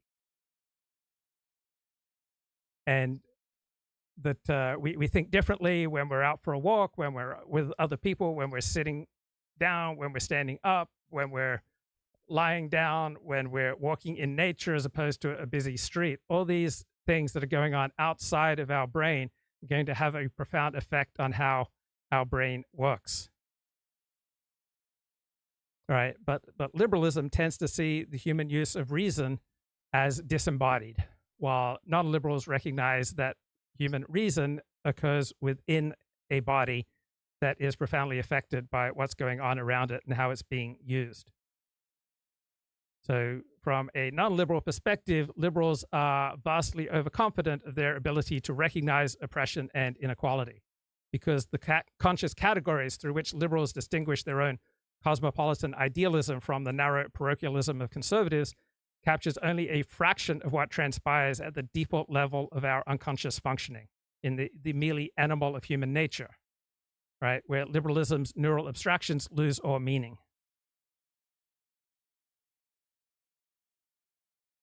So let's get a little bit of analysis here that talks about the moderators.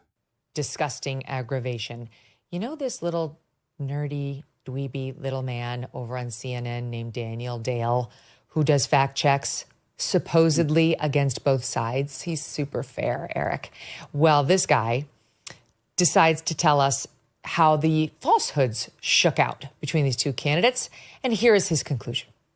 Jake, what stood out was that this was a staggeringly dishonest debate performance from former President Trump. Just lie after lie on subject after subject. By my preliminary count, Jake, Trump made at least 33 false claims, 33. By contrast, by, again, a preliminary count, Vice President Harris made at least one false claim, though she added at least a few misleading claims and a few more that lack key context. I think a lot of Americans say, well, all politicians lie. No major presidential candidate before Donald Trump has ever lied with this kind of frequency. A remarkably large chunk of what he said tonight was just not true. And this wasn't like little exaggeration, political spin. A lot of his false claims were untethered to reality. On abortion, saying every Democrat wanted Roe v. Wade overturned, though actually more than 80% of Democrats supported Roe. On crime, saying it's through the roof, though it's actually sharply down since early 2023. It's now lower than it was since Trump left office. On healthcare, saying he's the one who saved Obamacare, the law he actually repeatedly tried to overturn. On Kamala Harris herself, saying that a Howard University grad, Black Law Students Association president, had claimed that she wasn't black at one point. Frankly, I don't have enough time here to run through each specific Trump false claim. I urge people to go to our CNN website or our app to read our team's detailed fact checks on this and a whole bunch more. Wow. Wow, I Just don't even one. want to start with that. Just one. So one from Kamala Harris. And I believe it's the fracking lie where she claimed that she had said she wasn't going to ban fracking, which she never said. She only said Joe Biden wouldn't ban fracking. She never reversed her plan and stated belief that it should be banned. And by the way, where was his fact check? Even Snopes has fact checked the find people on both sides lie and the bloodbath lie, her claims about abortion, her claims about Trump and IVF, the Trump abortion ban line. She kept saying Trump's abortion. Milton was racing toward Florida. The death toll now at least 21, a couple of million people without power. The media were part of the message. Again and again, they warned, take this storm seriously. Evacuate if you can. This is a once-in-a-century monster hurricane. TV correspondents did what they always do with extreme weather, stand in the wind and rain for live reports. I walked off the camera to get in the vehicle to just try to grab a moment of solace. This tree just collapsed, as you can see, and there is debris and vegetation flying around. The water now is really starting to pour over. If you look at the graph, whoa, okay, that wasn't good. We'll probably go inside shortly. Anderson really got whacked there. But even as so many lives were threatened, partisan maneuvering became a growing part of the story, covered by the press with gale force intensity. Kamala Harris unloaded on Ron DeSantis when the Florida governor didn't take her calls about the approaching hurricane.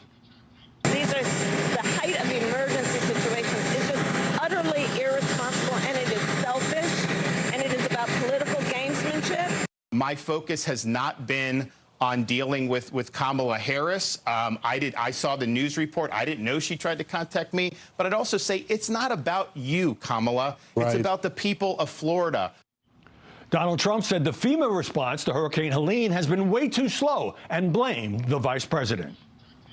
They had rescue helicopters that could have easily be sent, and there was just no coordination. But instead, Kamala recorded a podcast known for its graphic content. Can you believe it? She did nothing as people struggled and drowned. President Biden pointed the finger at his predecessor for spreading misinformation. Former President Trump has led the onslaught of lies. Assertions have been made that property is being confiscated. That's simply not true. They're saying the money is needed for this crisis is being diverted to migrants. What a ridiculous thing to say. Get a life, man. Help these people. We should call her Hurricane Harris because she interferes where she's not wanted and she leaves a mess in her wake.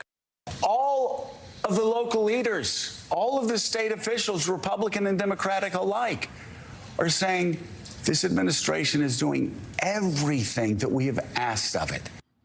It may be impossible to separate politics from a national emergency 3 weeks before the election, but that's the hyper-polarized world we live in. I'm Howard Kurtz, and this.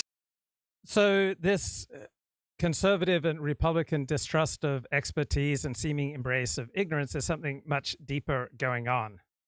And I'll get to that in a minute. To analyze the coverage, Molly Hemingway, editor dying from these two mega storms that hit Florida. It's a completely ridiculous focus for the media, given what we've just experienced. This is the deadliest storm to hit this country in 20 years. You have at least 250 people killed in sometimes horrific fashion, you know, babies being swept away from their parents, complete houses sliding underneath mud, bodies are buried in the mud, so we don't even know how many people are killed. And so much of the media focus seems to be about defending the federal government's response, which is such a contrast to what we saw in the Katrina hurricane, when that was just a complete open free-for-all against George Bush and his handling of that hurricane. But now the media seem to think their whole job is to protect the federal government. Leslie, it seems to me the media are at least as interested, maybe. Okay, so what's going on with conservative distrust of expertise?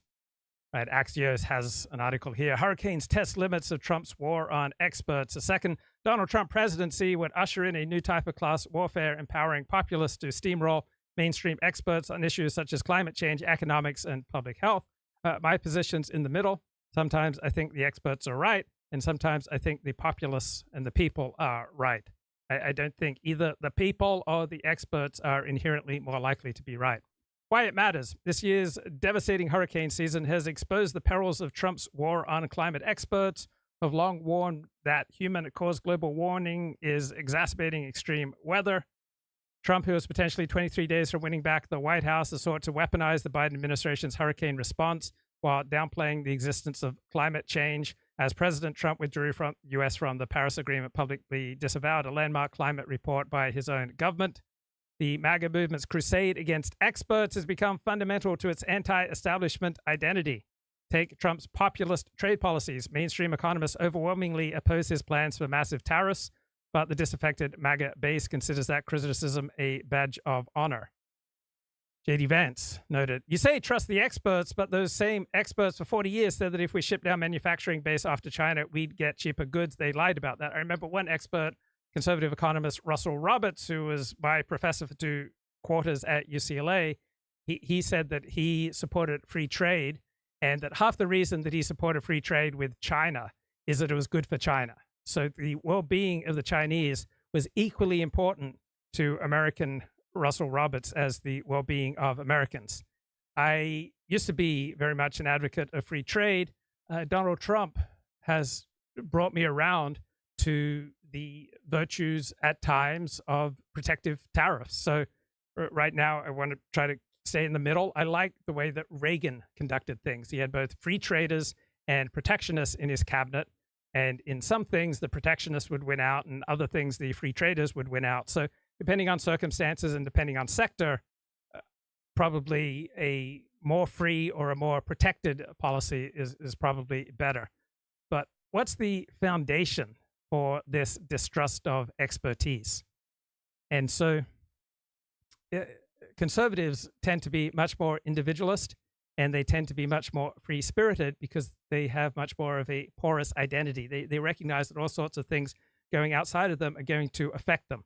This is a more medieval worldview where people experience emotions much more intensely. They will go from giddy to sad to angry to resigned within a very short time, as opposed to the buffered, rational, liberal way of approaching life. So from a non-liberal perspective, ideas need to be understood in the context of their pre-cognitive, their pre-theoretical psychocultural embodiments. Instead, we should think of ideas in the forms of our lived experience, of which political ideas are just one expression, right? So usually your ideology will be a projection of your personality, right? Your ideology is the way that you throw a spotlight on the cultural landscape in which you live. So liberalism and conservatism are not just opposing ideas, they are opposing ways of being. They throw different spotlights on life. They each give differing levels of resonance to some ideas and not others. So from a right-wing perspective, the greatest threats are disorder and impurity and outsiders messing things up. And from a right-wing perspective, traditional ways of organizing families and communities are usually better than untested ways. From a left-wing perspective, the worst things are ignorance and bigotry and people on the left tend to be much more open to new ideas about how to organize a human life. So political ideology is not just a cluster of principles through which events in the world are self-consciously conceptualized, but like personality, the lens through which the world first appears to us prior to us explicitly forming beliefs. So from a non-liberal perspective, there are all sorts of forces which are far more powerful and important than the pure reason of disembodied, strategic, autonomous, reflexive individuals. So from a traditional perspective, we recognize that often our emotions will give us a more effective way of operating than trying to figure things out on our own, or following tradition, or following the wise counsel of our elders will often be superior to what we think is best. So liberals and conservatives are divided by indelible psychological and physiological differences, right? We have a genetic base and we have early experiences that predispose us to different types of politics and different approaches to life. So people who are not liberal recognize that political ideologies are physiologically embodied, right? We operate from all these imperceptible cues of our bodily hexus. Hexus is a fancy word for disposition.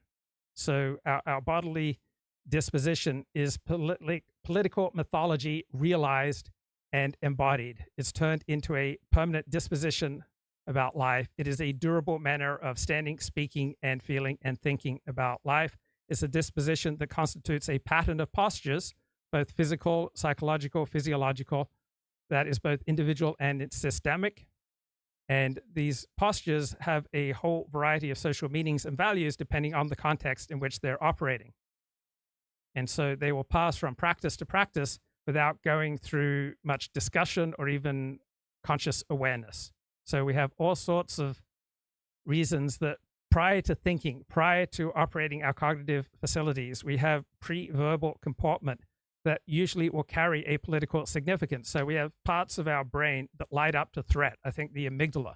And there are the studies that show that this part of the brain, I think the amygdala, tends to be larger in conservatives than in liberals. So conservatives tend to be much more sensitive to threat than liberals. So this disposition that we have towards life, right, is the physiological and instinctual embodiment of what later becomes reflected as ideas.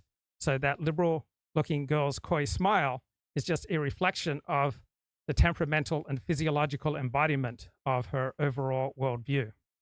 So you have some conservatives at elite universities who adopt cigarette smoking and who get angry at cigarette smoking bans. And so why do they take up cigarette smoking?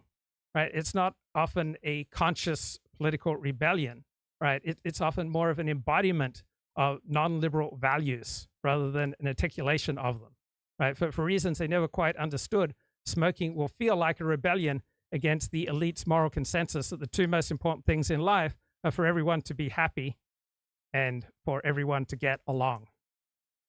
So that's one reason why conservatives tend to be less upset about cigarette smoking. J.D. Vance put on a masterclass in how to handle biased moderators and a lying opponent. And it was a thing of beauty. It was beautiful. It was like every Republican or Republican voter or person who, in this case, is rooting for Trump knows exactly what I am feeling right now, which is just, thank God. It just listening to a guy go out there and know how to raise the right points in response to the right questions, to not take the moderator's bullshit. All right, Christopher Lasch understood this. He noted that upper middle class liberals don't understand the importance of class differences in shaping their attitudes toward life. They fail to reckon with the class dimension of their obsession with health and moral uplift. They find it hard to understand why their hygienic conception of life fails to command universal enthusiasm. So it is these upper middle class liberals who have mounted an effective crusade to sanitize American society, to create a smoke-free environment, to censor everything from pornography to hate speech, and at the same time to incongruously extend the range of personal choice in matters where most people feel the need of solid moral guidelines. And then when they are confronted with resistance to these initiatives, they betray the venomous hatred that lies not far beneath the smiling face of upper middle class benevolence. So conservatives see themselves as usually more tolerant than liberals because they equate liberalism with this hygienic conception of life that manifests differently in a wide range of spheres. So smoking can qualify as a political act because it is a rebellion against this hygienic conception of life that liberals seek to impose upon the rest of us. So it is this liberalism as a social identity and as an automatic social reflex that has become credentialed as the embodiment of the privileged intellectual brain, right? If you think clearly, you have this hygienic liberal social reflex. So just as we used to have classic finishing schools that strove to inculcate a certain physical posture, so now the elite universities try to inculcate a certain mental and spiritual posture through which to announce oneself as curious, broad-minded, given to scientific detachment and dispassionate analysis. That is, you are a member of the anointed in good standing. Another way of understanding liberal conservative differences is father morality versus mother morality. Right? Conservatives will often suspend their usual hostility to government spending when it comes to the military because the military embodies strict father values, hierarchical authority, self-discipline, building strength, fighting evil. And so these may be publicly subsidized without offending traditional conservative values. Education spending, on the other hand, tends to be wasteful because educators are mostly nurturers standing in the way of strict father morality. Conservatives support the freedom to own guns while opposing the freedom to abort a fetus because guns are seen as the individual's form of protection in a hostile world, and they are symbolic of the male role as family protector. By contrast, abortion symbolizes the corruption of parental indulgence, represents a child's failure to learn from her mistakes or a woman's preference for career above motherhood, and these are all affronts to strict father morality. So strict father morality much more embodies the pre-modern conviction that individual and communal flourishing depend upon upholding a wider order of things. So the ostensible concerns of conservatives are modern, but the deeper impetus behind those concerns is pre-modern, right? The goal isn't just to uphold a certain conduct, but to uphold the wider moral order that sustains that conduct. So deviation from the wider order, such as having a trans identity, goes beyond mere immorality, right? It is an offense against the order of things. Religion is just one outlet for this conservative devotion to a pre-existing order and a pre-existing moral order. So disgust plays a much more significant and intense role for conservatives as opposed to liberals. So you'll have a liberal philosopher like Martha Nussbaum arguing that disgust distorts moral clarity. And so when we moralize our disgust reaction from a liberal perspective, we are externalizing our primal sense of animal vulnerability onto social outsiders. And we turn them into embodiments of our own human frailty that we want to deny. And anger will often track real danger in a reliable way, but when it comes to disgust from a liberal perspective, it is intrinsically unreasonable because it embodies magical ideas of contamination and impossible aspirations to purity, immortality, and non-animality. Whoa! From a traditional perspective, right, disgust is an important human reaction and an important moral and psychological guide. And striving for purity and immortality and human transformation towards the divine are simply attempts to meet our obligations to a profound pre-existing order. So the autonomous strategic self is what liberals uphold, right? It's a disembodied brain. It's a disembodied ego. It's the subject who can objectify everything and therefore achieve total self-possession. But it is, from a conservative perspective, an impossible aspiration. So it is in community and in society that our identities are revealed to us, right? Our identities develop in our social relations, and they refer us to our place within a larger order. And without this larger order, we cannot be ourselves, right? I only recognize myself in relationship to a larger order. So that's one reason why I'm not a liberal. And so from a traditional perspective, individuals just cannot readily alter social meanings at will. That the force of community and the force of incentives to stay connected to people who are valuable to us is far stronger for most people than their ability to reason strategically. So from a conservative perspective, the liberal total self-possession of the strategic agent is an illusion, because we only understand ourselves in relationship to other people who are important to us. That meaning is something that we encounter in the world rather than something we create in our head. So from a traditional conservative, right-wing, tribalist, nationalist perspective, meaning is something we encounter. From a liberal perspective, it's something that we create and develop in our own heads. So meaning is something we encounter in concrete fashion in the wider world. From a liberal perspective, it is a disembodied interior view. So from a conservative perspective, meaning is created by the social world around us that then calls on us to conform to a pre-existing moral order. So in one sense, this liberal strategic conception of the human agent is natural in that it seems to free us from religion, but it's also in tension with naturalism as it conceals the physiological and culturally embodied nature of our consciousness. So liberals characterize the prejudice of conservatives as a failure to follow enlightenment, that we are acting from our irrational animus. But from a conservative perspective, what is often called prejudice is an unwillingness to transcend our embodied, socially, physiologically embodied state towards some imaginary our own mind. So from a traditional and conservative perspective, we don't want the type of emotional asceticism that enables this liberal view of transcendence and autonomy. So from a traditional perspective, liberalism is a secularized version of religious reform. It's a secularized version of Protestantism. It's a type of spirituality. It's not a disembodied intellectual rigor. It is this particular type of spirituality that impels liberals to highlight America's historical male moral failings at the expense of its moral achievements, to judge America's record by a standard higher than is applied to other nations, higher than the history of the human race indicates is reasonable. This is why conservatives feel that the left has made America's entire history hostage to the legacy of slavery, and why the left loves to highlight America's failings to invalidate any aspect of our culture as being particularly worthy. Right? American culture from a left-wing perspective must be invalidated because it is incompatible with this secularized asceticism, which the elites seek to institutionalize as the only way of being thoughtful. It's just another weapon in the arsenal of liberal ideology.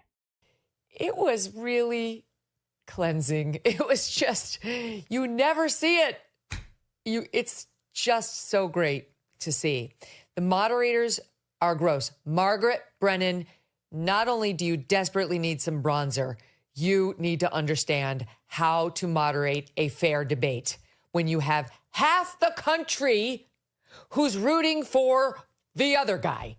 She didn't even attempt to be fair. I mean, I'm going to utter words I never thought I would utter. I preferred Norah O'Donnell. Actually, oh my God. This Margaret Brennan, she used to have a reputation as being kind of like reasonable. Like she flirted with the Catholic right, the Christian right, and she, when you get on issues of faith, she could be kind of like normal. No. She's been in the soup too long. She's gone totally native over there at CBS News. You are terrible, madam. Terrible. The moderators were disgusting, but J.D. Vance was a vision. And Tim Walz really did indeed look like the bumbling knucklehead he said he was. Oh, there's so much to go over. We have a full lineup of guests for you tonight. We've got in-depth analysis on what we just witnessed and what it will mean. Okay, back to the insights of Ronnie Goldman in his terrific book, Conservative Claims of Cultural Oppression. So the ultimate way of showing that you are an intellectual is to adopt a liberal worldview. right? That you are disengaged from the world, that you're able to overcome traditional and religious prejudices, right? That you have a disembodied perspective. And from a conservative perspective, right, this is a delusion, right? So conservatives appear to liberals as uncivilized, as the half-savage relics of past times, because conservatives don't try to realize the ethos of disengaged self-control and self-reflexivity, but instead seek to expose it as a cultural pretense, as the manipulation of symbolic, prestigious ways of being, and that it is fundamentally untrue to what people are actually like. And there is a particular way of speaking that shows that you are a member of the new class, a member of the elite, right? And this is the careful critical discourse that treats the world and relationships and objects as a relationship between judges and the judged, right? You see it and you heard it in the Moderators' performance, in the Kamala Harris-Donald Trump debate, and in the J.D. Vance versus Tim Walz debate, right? The Moderators were acting as the judges, and the Republican candidates were the judged. So this careful critical discourse implies that there is this established social hierarchy, and that there are these important distinctions between those who speak and understand truly and those who do not. And so when you participate in the culture of critical discourse, you're emancipated from tradition and from the bigotry of religion, and you are subverting traditional hierarchies. So this is a political act. So religious reform, as embodied by Protestantism, moved us from an era in which religion was embodied and enfleshed and ritualized to one where religion became something that was much more in the head. So faith in God was originally experienced as a concrete way of being, as the opening up of one being towards another. Only later in the modern era did it become propositional. So I grew up a Seventh-day Adventist Protestant Christian, where belief in God was regarded as an either-or cognitive belief, right? Either you believe or you don't believe. For traditional Jews, right, who have a different approach to God, it's often a familiarity with God that may bring with it a sense of contempt.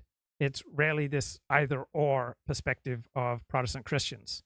So with the rise of Protestantism, you first got religion as primarily associated with thinking and with acting righteously. So with the rise of Protestantism, you got a discipline from people, that they were moving from a sense of a porous identity where they were profoundly affected by forces outside of them to becoming vessels of a higher power that was buffered. So earlier Christianity made numerous compromises with paganism and its embodied undisciplined and unreflective forms of spirituality. Also, that's true with Judaism. Now, with Protestantism, you get the religious reformers demanding a complete break with the past. So what was formerly the essence of religion was now condemned as carnal and an example of sinful pride. Often Christians will condemn Jews as being carnal because Judaism is the most this-worldly focus of the world's religions. So Christianity has as its ultimate goal the next world, and there is a focus on salvation to the next world. So it's much easier for Christianity to be spiritual. It's a much more romantic religion than Judaism, which is primarily focused on how we behave in the here and now. So with religious reform, you had the removal of religion from the carnal. Religion became propositional. Either you believe or you don't believe. And that then resulted in liberalism, which is just a secularized version of Protestantism. Right, so religious feeling used to be experienced in the body, where the sacred was enacted through various physical rituals, but that became stigmatized as mere sensuality, carnality, and impulse. It was a threat to religious and intellectual clarity. So the reason that liberals believe that public policy making cannot be permitted to fall into the hands of the American people, this is because the American people refuse the buffered distance, the strategic autonomous liberal perspective, because the American people are way too mired in their unreflective folkways They are too indulgent of their embodied religious feelings to accede to the civilizing process that liberals feel that they must spread to them. And the elites are despised because they have become the symbolic embodiment of the buffered identity. What constitutes a member of the elite? Other members of the elite consider you elite. So usually you will go to an elite university, you'll get elite degrees by following the precepts of the elite, and you get their stamp of authority. So conservatives resent this perspective, right? They feel like they have a special insight into liberalism's campaign of stealth and subterfuge, and the liberal conviction that liberals' verbal eloquence is moral clarity, while from a conservative perspective, it's just glib and shallow, that they are missing the deeper layers of meaning to which conservatives are far more attuned. So the patriotism of conservatives is much more carnal. It's much more visceral. They will revere the flag, right? From a liberal perspective, right, conservatives should graduate from a carnal patriotism to the embodied feelings of the higher strategic autonomous self. So John Kerry didn't get much political mileage from his Vietnam record because his persona was quintessentially buffered. It was haughty, it was French-looking, it was marked by an out-of-touch aristocratic bearing. And Americans who had a more porous identity found it repellent. So from a conservative perspective, the elites are out of touch with the lived experience of ordinary Americans, and that this detachment is not from empirical reality, but it results rather from a particular cosmological orientation that developed as a result of the Enlightenment, as a result of contingent forces. Contingent mean dependent upon. So liberal identity is based on an ethos of disengaged self-control and self-reflexivity. That means the ability to monitor yourself. And this places it in direct conflict with those whose patriotism resists that ethos. So liberals insist that their patriotism is the reflective, intellectual patriotism of the Constitution and of ideas and principles, rather than the unreflective patriotism of blood and soil and language. So liberals will accuse conservatives of worshiping ignorance. But what appears as the worship of ignorance is really just another means of opposing the buffered strategic autonomous distance and its disciplinary impulses pushed forward by liberalism. So intellectuals and experts are usually the foremost embodiments of these liberal strategic autonomous buffered impulses, right? And so the elite become natural targets for conservatives who see intellectualism and expertise as just another emanation of an all-pervasive liberalism that must be fought on every front. Home. He brought it back to the economy and the American dream and how we need to revive it. He constantly made the point that Kamala Harris is in power now, and why hasn't she done all these wonderful things that she's promising? The only thing that was difficult for him, I think, was the January 6th thing right at the end. That's not his fault. Yep, you know, right. Donald Trump has created that vulnerability, but he. Okay, Claire Khaw, welcome back to the show. What's on your mind? Okay, Claire Khaw is not there, so. Deflected really definitely there as well. By muted. Apologies. Okay. I want to ask about the title of your stream, Decoding the Role of the Body in the Body Politic. I'm afraid I missed the more nuanced discussion about that. I thought maybe we could discuss that. Yeah, great. Thank you. So I appreciate that. So it seems to me that I can usually tell someone's politics just by looking at them, that there are physical manifestations and there are manners and there are ways of speaking and there are ways of dressing and ways of living that reflect different forms of politics. And also the opposite is also true, that our politics comes from our predispositions. So, for example, the higher you are in the personality trait of conscientiousness, the more likely you are to be on the right politically. The higher you are in the personality trait of openness, the more likely you are to be on the left. And so I think the basis for our politics has a significant genetic component. And then I think when we take on a different politics, that it reflects in our body. So I think Tucker Carlson came across differently when he embodied a more populist approach as opposed to when he had a more elite approach and wore a bow tie. And so I'm curious in how the body both shapes and reflects our different type of politics. And I'm going to bring Halsey English back into the show. Halsey, long time no talk. What's going on with you, bro? Nothing much, man. How you been? Good, man. So you just started streaming again. So I did about yeah. 2 weeks ago. What brought that about, and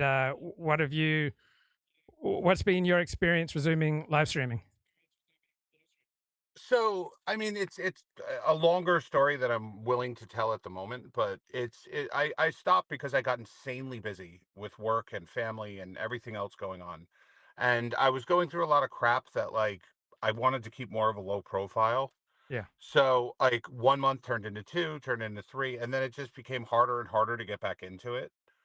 And recently you know what, I've had a bit more time, and I've kind of, with everything that's going on with Israel, with everything that's going on with the kind of new rise of the pretend alt-right, like I just felt like it was time, and so I came back. But since there's so many like days off this month for the holidays, like I said I would only do one night a week. Now, of course, I didn't hold to that. I've been doing almost every day since, but I've just like, I haven't had any guests or anything like that. I've just been doing AMAs. And so is live streaming like riding a bike? Once you've learned to ride a bike, you can just get back on even if you haven't ridden a bike in 5 years? I don't think so. I think it's just it's simple. Like I'm not having any problems, but whenever I do have like a question catches me off guard or anything, I just always say like, "Hey guys, I'm a little rusty. Give me a break." Yeah. You know. Yeah. But like it's funny because I put it out on Twitter and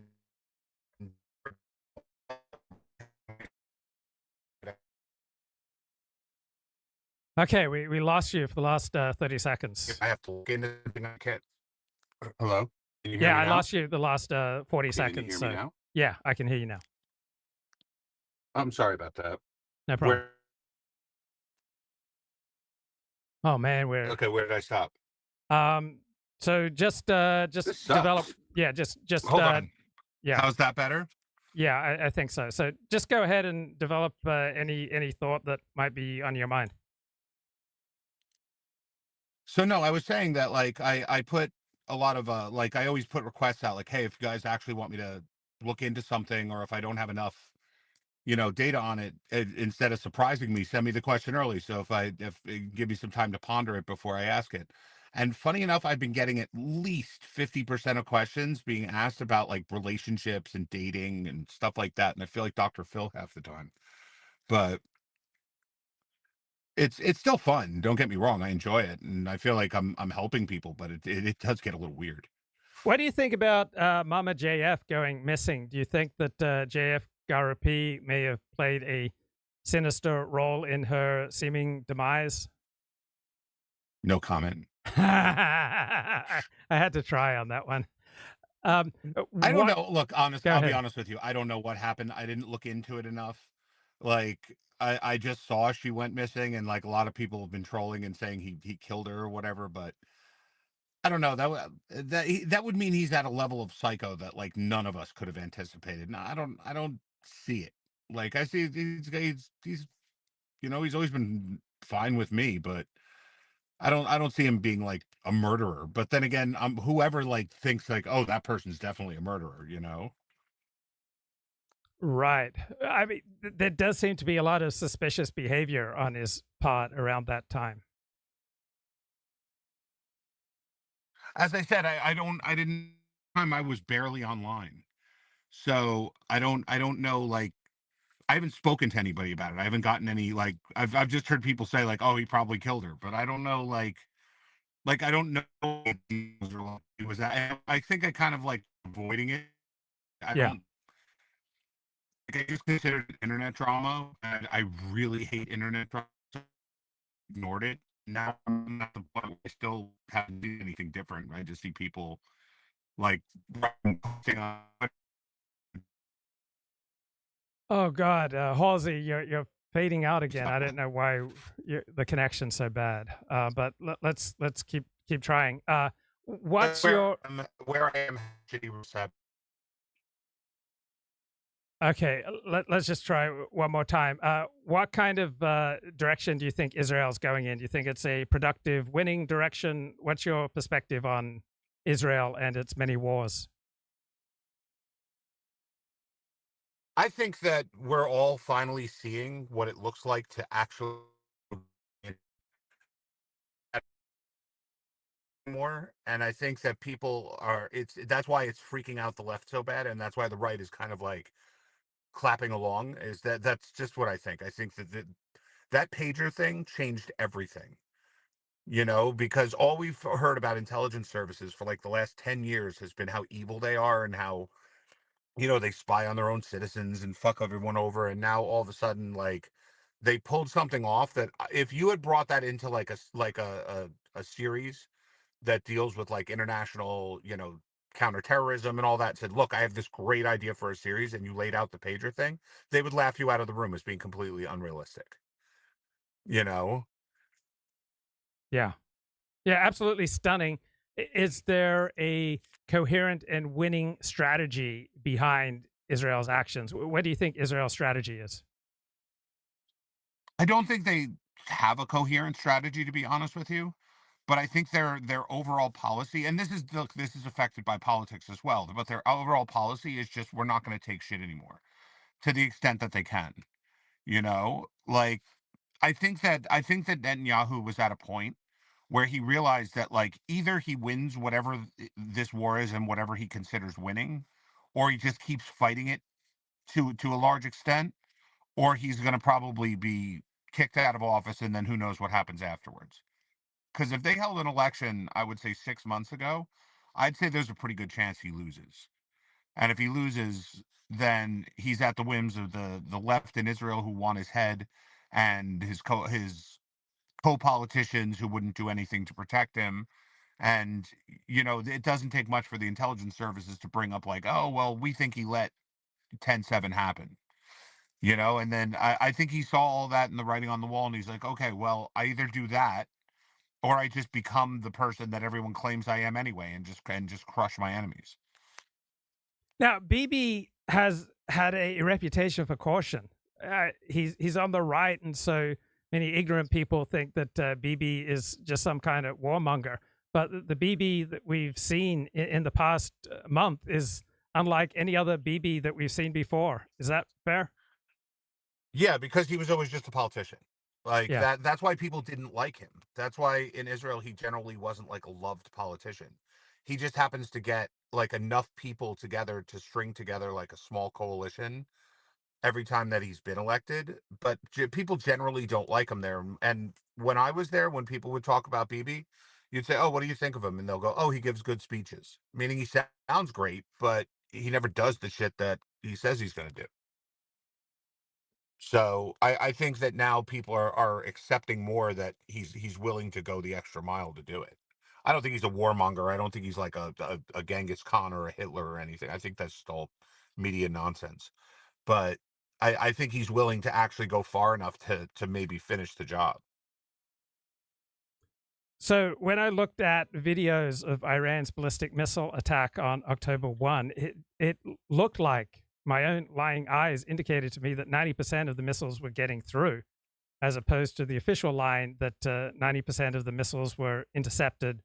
What do you think happened? I think it's entirely possible that Israel was damaged, or at least recognizes its own vulnerability much more keenly than it's saying publicly.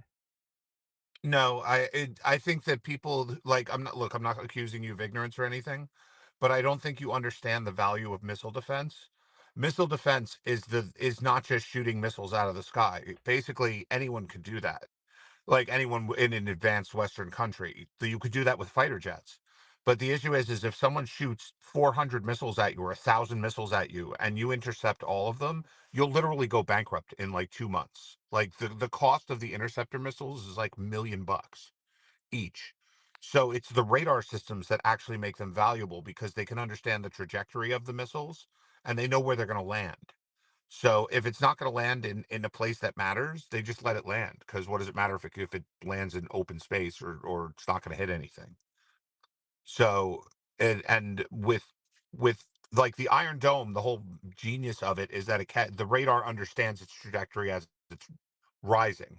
With ballistic missiles and with missiles that can be fired on in a volley from that far, you can also it's much easier to do. That's why these systems have been online so much longer than the Iron Dome, is they can actually use radar to detect them on the way down as well. Right. So Iran has about 3,000 ballistic missiles. How much damage do you think that Iran could inflict with all of its ballistic missiles if they attack Israel in a more intense fashion? Oh, haven't you heard my ranting about this? It's one of the primary things I rant about. How much damage could they do? Probably the same amount you've seen. Yeah. None.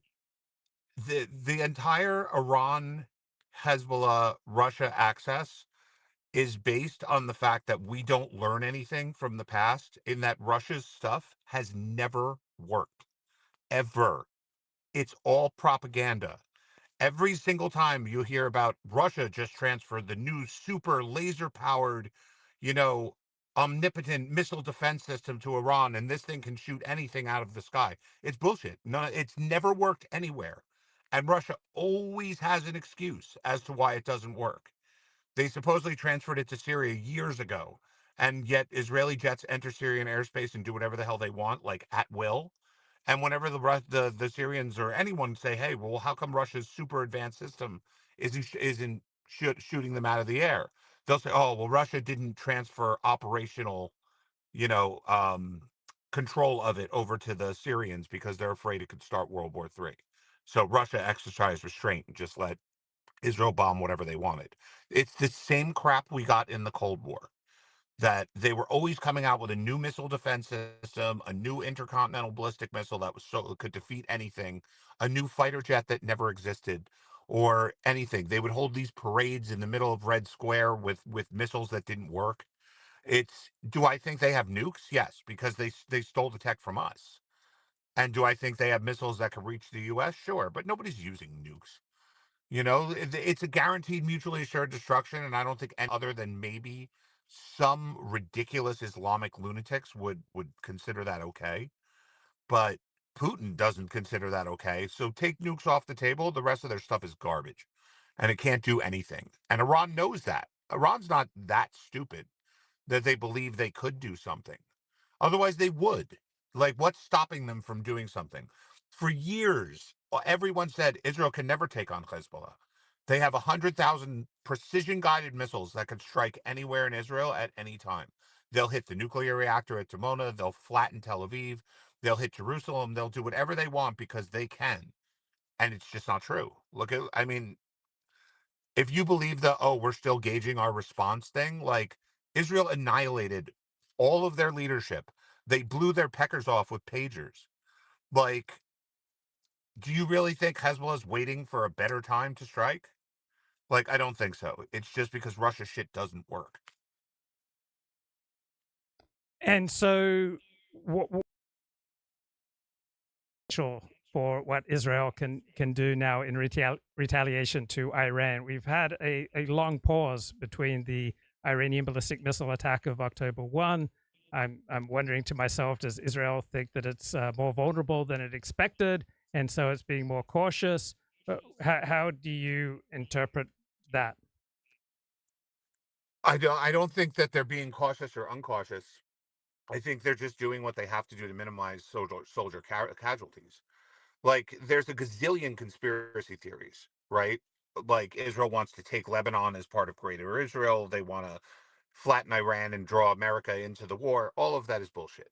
What they want to do with Lebanon is just enforce 1701, which says that Hezbollah deploys behind the Litani River, and that the Lebanese army takes up positions on the border, which is what they want. It's what they've always wanted. The UN just never allowed that to happen. The peacekeepers there just let Hezbollah do whatever they wanted. So I think that Israel's I don't know what their strategic goal is in Gaza, because I don't know if you can even have one. because there is no plausible idea of what you could do for the day after unless you find a way to kick them all out, which would be optimal. I don't see how they do it. What can Israel do to Iran?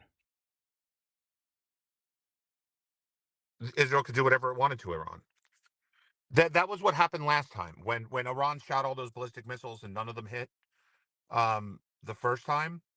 Israel's response was to use a version of the Sparrow missile, which is basically a missile that was developed for missile defense and then turned into an offensive weapon as well. And they shot it, I believe, from Jordan and hit an exact target, 1,000 miles or 1,500 miles away from one jet. And they just let them know that, like, everywhere in Iran is a target that we can hit. Whereas they can shoot 1,000 missiles at Israel, and the chances they hit something are 50-50 tops. So what are some criteria that we can use to try to ascertain whether Israel's winning or losing? For me, one set of criteria is, are people moving back to southern Israel next to Gaza because they are confident that the IDF has Gaza under control? And another test is, will Israelis move back to the north of Israel because Hezbollah has been brought under control? And then another test is, are smart Israelis staying, or are they moving overseas? Are more Jews moving to Israel, particularly of the highly capable, intelligent variety, or are they fleeing from Israel? So those are two ways. Go ahead. The numbers are showing that more people are immigrating than emigrating. That's just a fact. Which is funny because it falls in line with Israel's history. Whenever there's like tougher times, you see more people immigrate than emigrate. And when things are going really well, you see more people start to emigrate because they can find opportunities overseas and they don't feel like kind of a patriotic duty to stay there. What do I think about the South? The South doesn't have that many people in it to begin with. Would I like to see those communities go back and be completely safe? Sure. But I think the vast majority of reason they're not is just because if anything, they're in the way. Like, Israel's doing a job down there and doesn't need to worry about very small communities that are on a border and have to worry about protecting them as well as waging an offensive war. So I think that whatever this is done, I think they'll all just go back. And the ones in the north, it was on this idea that Hezbollah could flatten northern Israel easily, and it just doesn't seem to be true. So how confident are you in the current Israeli strategy as working towards Israel's best interests? I think it's good for now because I think they had no other choice. And I think that obviously I have Israeli citizenship, so I can't say only I don't have an interest. But as an American, I can sit there and say, yes, this is so great. Like, they're winning. They're finally going to become more self-sufficient, whatever it may be.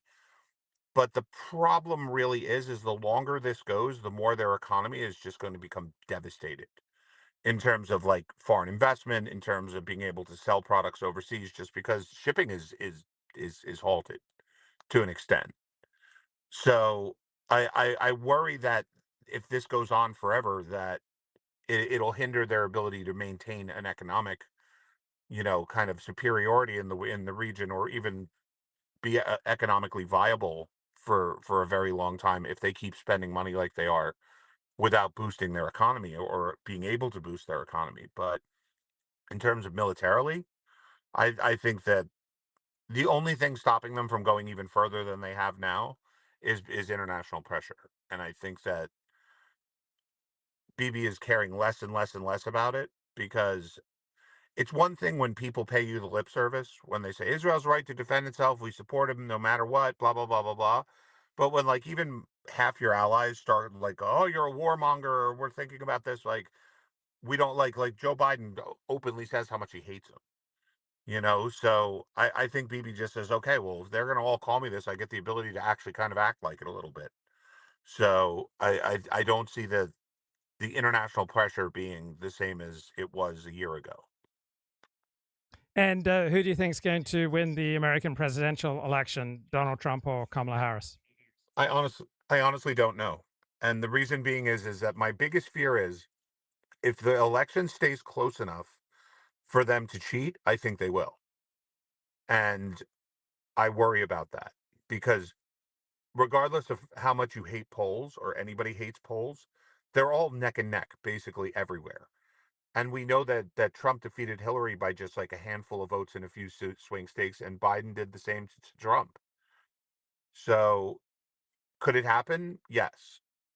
Do I hope it doesn't? Of course. But I think that right now, unless something big happens between now and November, it's as much of a toss-up as any other election we've ever seen. And what would it mean for Israel, a Kamala Harris presidency versus a Donald Trump presidency? I just think that Kamala Harris is the embodiment of everything that's wrong with our society in general. Like, there's a reason why she's running a campaign where she doesn't stand for anything, because there's no reason why she has to. Because people will just like if someone on Twitter tomorrow said, "Oh, the reason that Kamala Harris is being quiet is because she's truly a Nobel laureate and she doesn't want to come off as too smart," you would see half of Twitter writing the next day like, "Oh, didn't you know, like, she's actually a 170 IQ and she's just dumbing it down for the masses because she doesn't want to come off as like a professor." And they would honestly believe this and not know why other people don't believe this. So I think that she just embodies mediocrity. And I think at a time where we have so many issues and do much good. How serious a problem is it for Israel, the amount of international opprobrium it's building? Because I don't think most of these countries were very friendly to them in the first place. So anyone who's like, if anything, anyone who's causing problems for them right now, whether it be with like France and arms embargoes and all of that, Israel doesn't really get much from any of them. So it's performative. It doesn't mean anything. And I don't see a scenario where Israel becomes so, like, I don't see them turning South Africa, where they get sanctioned by half the world and they're unable to conduct commerce or anything like that. I just don't see it. Maybe, I mean, always could happen. I just don't see it. Is there someone you'd rather see as Israel's prime minister aside from Bibi Netanyahu? I can't say that I do, because I don't think anyone's risen up that could do the job. Like, I think that's probably by design. I'm sure Bibi had a lot to do with that, but I think that there's no one really ready to take the reins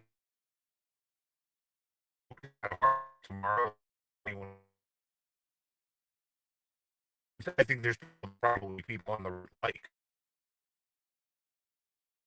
but I don't think it's acceptable at all by the general population. And what do you think of the relative low intensity of the anti-Israel rallies on American college campuses over the past couple of weeks? I would have expected it to be much more intense. And so this makes me think that this whole anti-Israel, pro-Palestine series of protests were top-down, directed, possibly funded significantly by Iran. And now that Iran and Democratic Party activists see that these rallies are bad for the election of Kamala Harris, that they've dialed them way back. What's your perspective? We've lost Halsey English, so hope to get him back getting soon. it onto the censorship. So I'm not sure when I've seen a better debate. Maybe, I don't know. I have no use for him, obviously, because my politics are opposite, but maybe Barack Obama at his height in 2008. But this was just an extraordinary performance, a stellar performance. I'm not surprised that he was great because we've kind of seen it out on the campaign trail and in various interviews with hostile interviewers. But I was a little surprised at how pathetic Tim Walz was. Came out of the gate nervous, hemming and hawing. And then just the way he looked when he wasn't speaking on camera, he looked nervous, he looked sad, he looked befuddled. He kind of looked like the kid in the back of the classroom that can't keep up with the lecture in his desk. Halsey, I'm sorry, man. I get the crappiest reception where I work. Okay. And I understand. What do you think of the relative low intensity of the anti-Israel protests on American college campuses over the past couple of weeks? It's two things. One, yes, the funding is drying up. I mean, most of it was funded by Soros. and he'll continue to fund it if there's like people to fund it. But I think Iran and all them were also funding it, and with everything going on, I don't think that they're able to fund it as much. But the real reason is for the same reason you don't see people with Ukraine flags outside their house really anymore, or people wearing masks, except for like the assorted lunatics, because it's just done. Like, people don't have this attention span anymore, which is why you're seeing pro-Palestinians crying a lot on social media a lot, because our attention span only seems to last a few. It's like, remember when masks were you were killing your neighbor if you didn't wear one, Yeah. and then if you didn't take the vaccine, you wanted everyone to die, and then if you didn't support Ukraine, you were anti-democracy, and then the next one, the next one, and the next one. I think the pro-Palestinian thing was like cute for a minute, but now it's not doing anything for anyone anymore. The only people that care are the people that cared before 10/7. I think most of the people that cared afterwards, they just went on to whatever the next thing is, which is probably the election. What do you think of the trajectory of Tucker Carlson, where he was boosting and promoting a popular historian, Daryl Cooper, a podcast historian who verged on Nazi apologetics?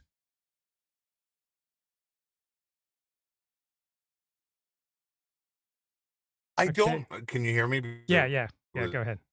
A bit.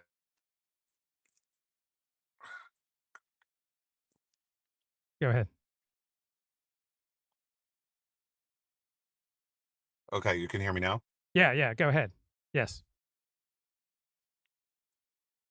So Go ahead. I don't understand like Tucker's thing. I mean, obviously it's Arab money, because he's getting a whole ton of money from Qatar, from a Qatari businessman for all this, which is kind of sad. But I don't think Tucker has ever been like what's the word I'm looking for? Like, he's never been a principled person.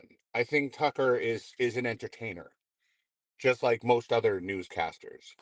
And I think that Tucker's whole thing has always been like being a bit edgy and all of that. But I don't think he researched this guy before he came on. I don't think he did at all, which is also why he didn't really stand up for him after like the guy came on and Tucker said once or twice, like, oh, this is the historian everyone wants to ban. And then it was over. Like, I don't think Tucker cares. I don't think he even knows what this guy really stands for. He just knows to bring him on and kiss his ass a little bit so that the guy will say edgy things and get him views. Like, I don't think Tucker actually believes any of that. I don't think Tucker cares even slightly what the guy said. But the guy turned out to be a complete retard. Do you think that Tucker is anti-Semitic? No, I just think he knows that his audience is. Yeah, I think it's much more Tucker's when Tucker audience left capture. When Tucker was on Fox News. When Tucker was on Fox News, right? His audience was primarily boomers, like older people that were Fox News supporters, evangelical Christians who were all hardcore pro-Israel. So he didn't have to address the topic at all. And even if he did and came out with like something anti-Israel or whatever, no one really cared at all, because they just said, oh, it's Tucker.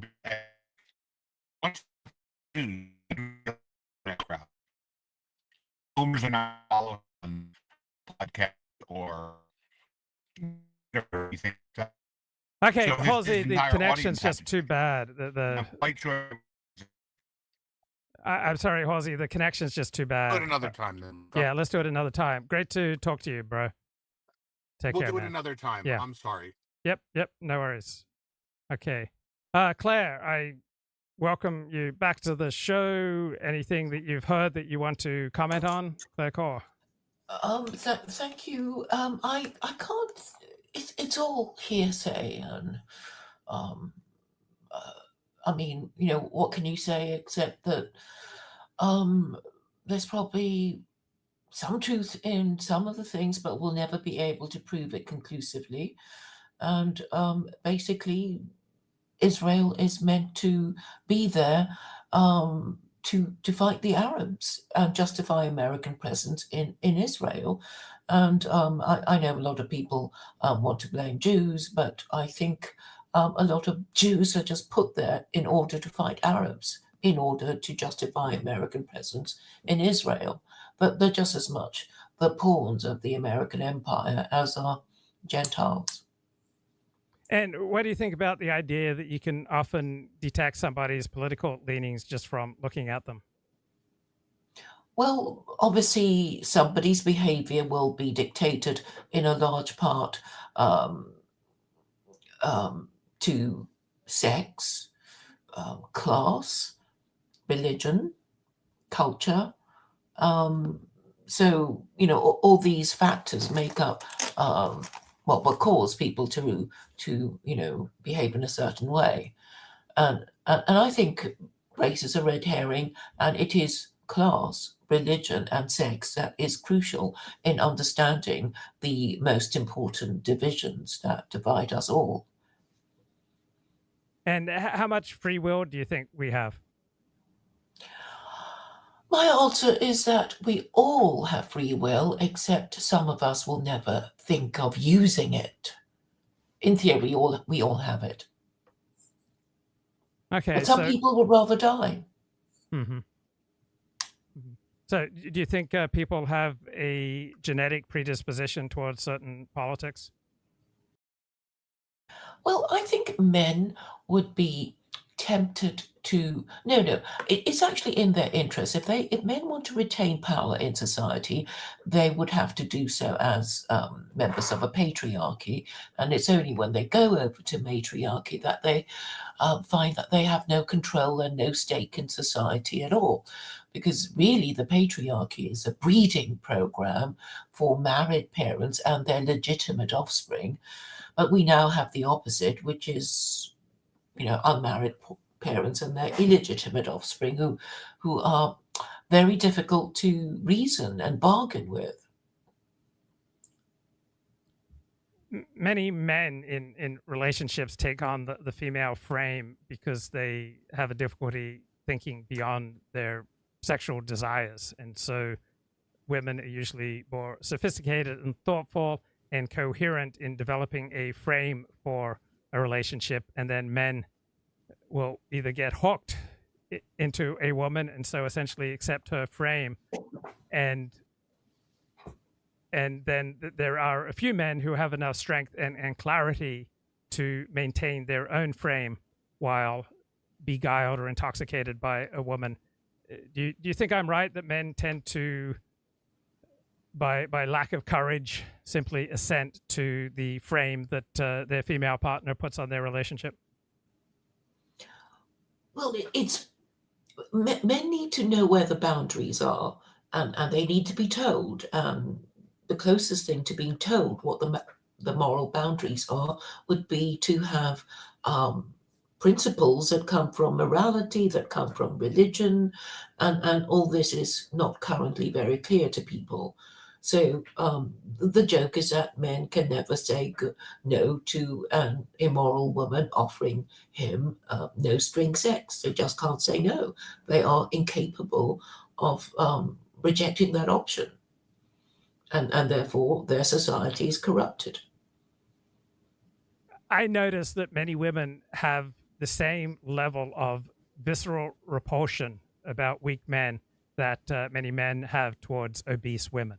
That there is just a sense of visceral repulsion I notice in many women with regard to weak men. And what I mean by weakness, men who are afraid of speaking honestly with women, men who are afraid to establish their own frame in the relationship, men who are afraid to speak back to their woman and not simply keep quiet and bow to her emotional whims. Well, that's because the boundaries are not clear, and it's not clear for men, what power they really have. They're told in theory that, they can do all sorts of things, but in reality, in the divorce and family courts, they might find that, if only they'd kept their mouth shut, they could have not been divorced. But fundamentally, it's up to the men to change the rules. And that's it, really. You know, if you don't like the rules, men, you have to somehow get it together to engage in focused political activity to get the rules changed. That's the only solution, in my view. Well, what's your attitude towards the recreational use of marijuana? I'm minded to be indulgent towards it. Why? Because I find it, well, I'll admit that I've been, occasionally indulged in it, and I suppose I don't see. The thing is, what is the harm? So we can think of alcohol. It's legal, but obviously we shouldn't drink too much and become alcoholics. And it's all a way of knowing our limits. And if we're put into temptation, maybe many of us cannot resist it. And that's why you have all these rules saying never touch alcohol, etc. But I think on the whole, what about the large number of, I notice this, a large number of people who start smoking marijuana become losers, particularly men, and half the time it seems to be a gateway drug into harder drugs. yes, Peter Hitchens is very firm about that, and possibly he may be right. So, on the one hand, I would want, I think people are fundamentally conflicted. On the one hand, they want stable marriage, prepared to make the sacrifice needed to, bring about a society whose rule system and social mores expect, people to respect their marriage vows. So we're always in this, let's do a little bit of this, do a little bit of that, and we contradict ourselves. We send mixed messages which show that we're not serious, and nobody takes us seriously. And I think that's a problem. Okay, was there anything else that you wanted to touch on? No, that's okay. it. Thank you, Luke. Talk to you later. So let's just play a little bit here from October 11, Mark Halperin That's show. the point of the event. Washington Post is reporting that the Trump campaign is dealing with the Secret Service, and they're saying that he's going to do a lot more events in the next few weeks. And here's the first paragraph. Donald Trump's campaign requested military aircraft for Trump to fly in during the final weeks of the campaign, expanded flight restrictions over his residences and rallies, ballistic glass pre-positioned in 7 battleground states for the campaign's use, and an array of military vehicles to transport Trump, according to emails reviewed by the Washington Post. So, if we didn't live in a polarized, Trumpized world, I think it's pretty obvious, given that it's 2 people who tried to kill him and that the Iranians seem to be trying to kill him, and that we don't know the motives of the 2 people who tried. It seems pretty obvious to me that Congress and whoever was president, regardless of the parties, would make these would fulfill these requests, because it would be not just a personal tragedy and a human tragedy if he were killed, but imagine how divided the country would be. These requests, I can't tell you if they're excessive substantively. I just don't know enough about how much it would cost, etc. But they don't seem unreasonable. And certainly, if you think it's of American value, regardless if it's Trump or someone else, that one of the major party nominees be allowed to campaign as much as he wants in safety, these seem like reasonable requests to me. But the story in the Washington Post suggests that the administration is not saying immediately, yes, we're going to do these things. Keep watching this, because his safety is at issue, but so is his capacity to campaign. And as nice as his private plane is, it's just not the same. And we know that already there have been Trump events that have been canceled or postponed because of safety considerations. So I think, and again, I try to take out who the candidate is. And if you've got Trump train syndrome, you probably think, no, of course he shouldn't get special treatment. And make no mistake, this would be special treatment. But without a doubt, this is something that is going to be treated this will be treated in a way, unfortunately, that will reflect the bitter partisanship and Trump derangement syndrome. These seem like requests that if he thinks he needs these to be able to reach voters and campaign, it seems to me that they should take this quite seriously. Okay, if you're talk to Democrats, including Harris Democrats, and say, why do you think you're going to win this? They'll talk about abortion. They'll talk about the polls being wrong in 2022. They'll talk about the gender gap and more. They'll win with women and more women vote than men. They'll talk about the ground game, and the ground game is they'll talk about money as well, right? They have a huge financial advantage. My view was originally when it was Biden, That's really want to turn my dad into a progressive liberal that, like, 6 years after his death, he's now just the most liberal progressive that ever existed, when he's one of the most conservative senators in American modern history. I think it's because he's still so popular in Arizona even now, and there's data and polling and research that's been done by polling institutes and the McCain Institute that shows that around 14% people in Arizona who are Republicans consider themselves McCain Republicans. So I'm sure that's what she's going for, and those are people who are obviously not Trumpers. I think it's getting to the point of being disrespectful the way everyone is talking about him, because I find so much of it it just doesn't sound like him. And we were obviously incredibly close, and I worked with him both professionally and, you know, we were very close personally, and it's hard. I don't like it. And I remember what he actually said about Vice President Harris in private. I actually was like remembering a specific dinner party with something he said, which I don't want to be disrespectful or uncouth and share it right here, but like it just sounds like not real to me. I'll ask you a question about it. You can pass, of course. Is what she said in characterizing what she claimed was a conversation with your dad that he said you make a great senator, is that consistent with your sense of what he thought of her? No, not at all. And there's one thing in particular. There's one dinner that I was at with him and some other politicians. I can remember very specifically something he said about her. And again, I don't want to like get into some kind of match with the Harris campaign, but I just like, he was not a Democrat. He was so far from it. And her stance on Israel alone would. Alex is a Republican, as everybody knows, but I want to ask you a question. Right now, what would you say is the core negative frame of the Harris campaign on Donald Trump? What is their intended negative frame? I'm confused by it. I see too many attacks and not focus on their campaign. Is it he's the death of democracy? Is it I mean, I'd say in fact it's abortion. That's the only thing that's been consistent throughout. All right, what if this is their negative frame? We're not going back to everything bad about Donald Trump. Abortion, chaos, January 6th, divisiveness. That to me is their negative frame. Assuming I'm charitably cleaning up the chaos in their messaging, is that a good negative frame? If she had a positive campaign that worked, I think that's a very good campaign for them. I think that's their best shot. Yeah. And we talked a lot. Sorry, go ahead. I think their failure is not on what they've said about Trump, even though they have been, to me, too scattered and not enough focused on the we're not going back and here's why. It's that they haven't defined her. Yeah. So we've talked a lot about defining her, and I want you to address that. But I want to first talk about the Trump negative frame on her. And you early on said it eventually drifts back to liberal, right? Do I have that right? I think mostly, but liberal is step one. Step two is liberal and lying about it. Therefore, she's inauthentic. We don't know who she is. Right.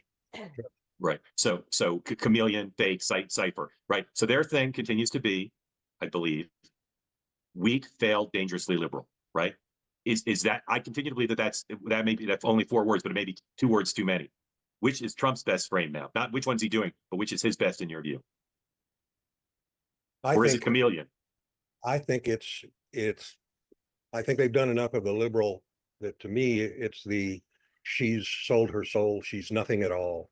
Because it's what I believe since the start of this thing, and I'm sticking to it, is that voters grow more risk averse as you get closer to the election, and whom you date and love and have fun with is not necessarily who you marry. A lot of voters, I agree with Lewis that the frame about the future is what America's all about. Lift my eyes over the horizon, take me to a better place. And she is doing that better than Trump. But when over half of the population thinks the country's on the wrong track, when people are bleeding to death on the sidewalk, it's hard to sell them the future. Stop it now. Don't hurt me anymore. And that's, to me, sets up the Trump attack on her, which is she's no one at all. She's whomever she needs to be at this moment. She's never explained this evolution. And who is she? She is the crazy left around her. She can't be trusted with the most important job, with your future. Right. Again, if you want to be in the conference, calls you and he says, Alex, my pollster, Tony Fabrizio, my strategist, Chris Lasavita, my campaign chief, Susie Wiles, they're all telling me it's going great.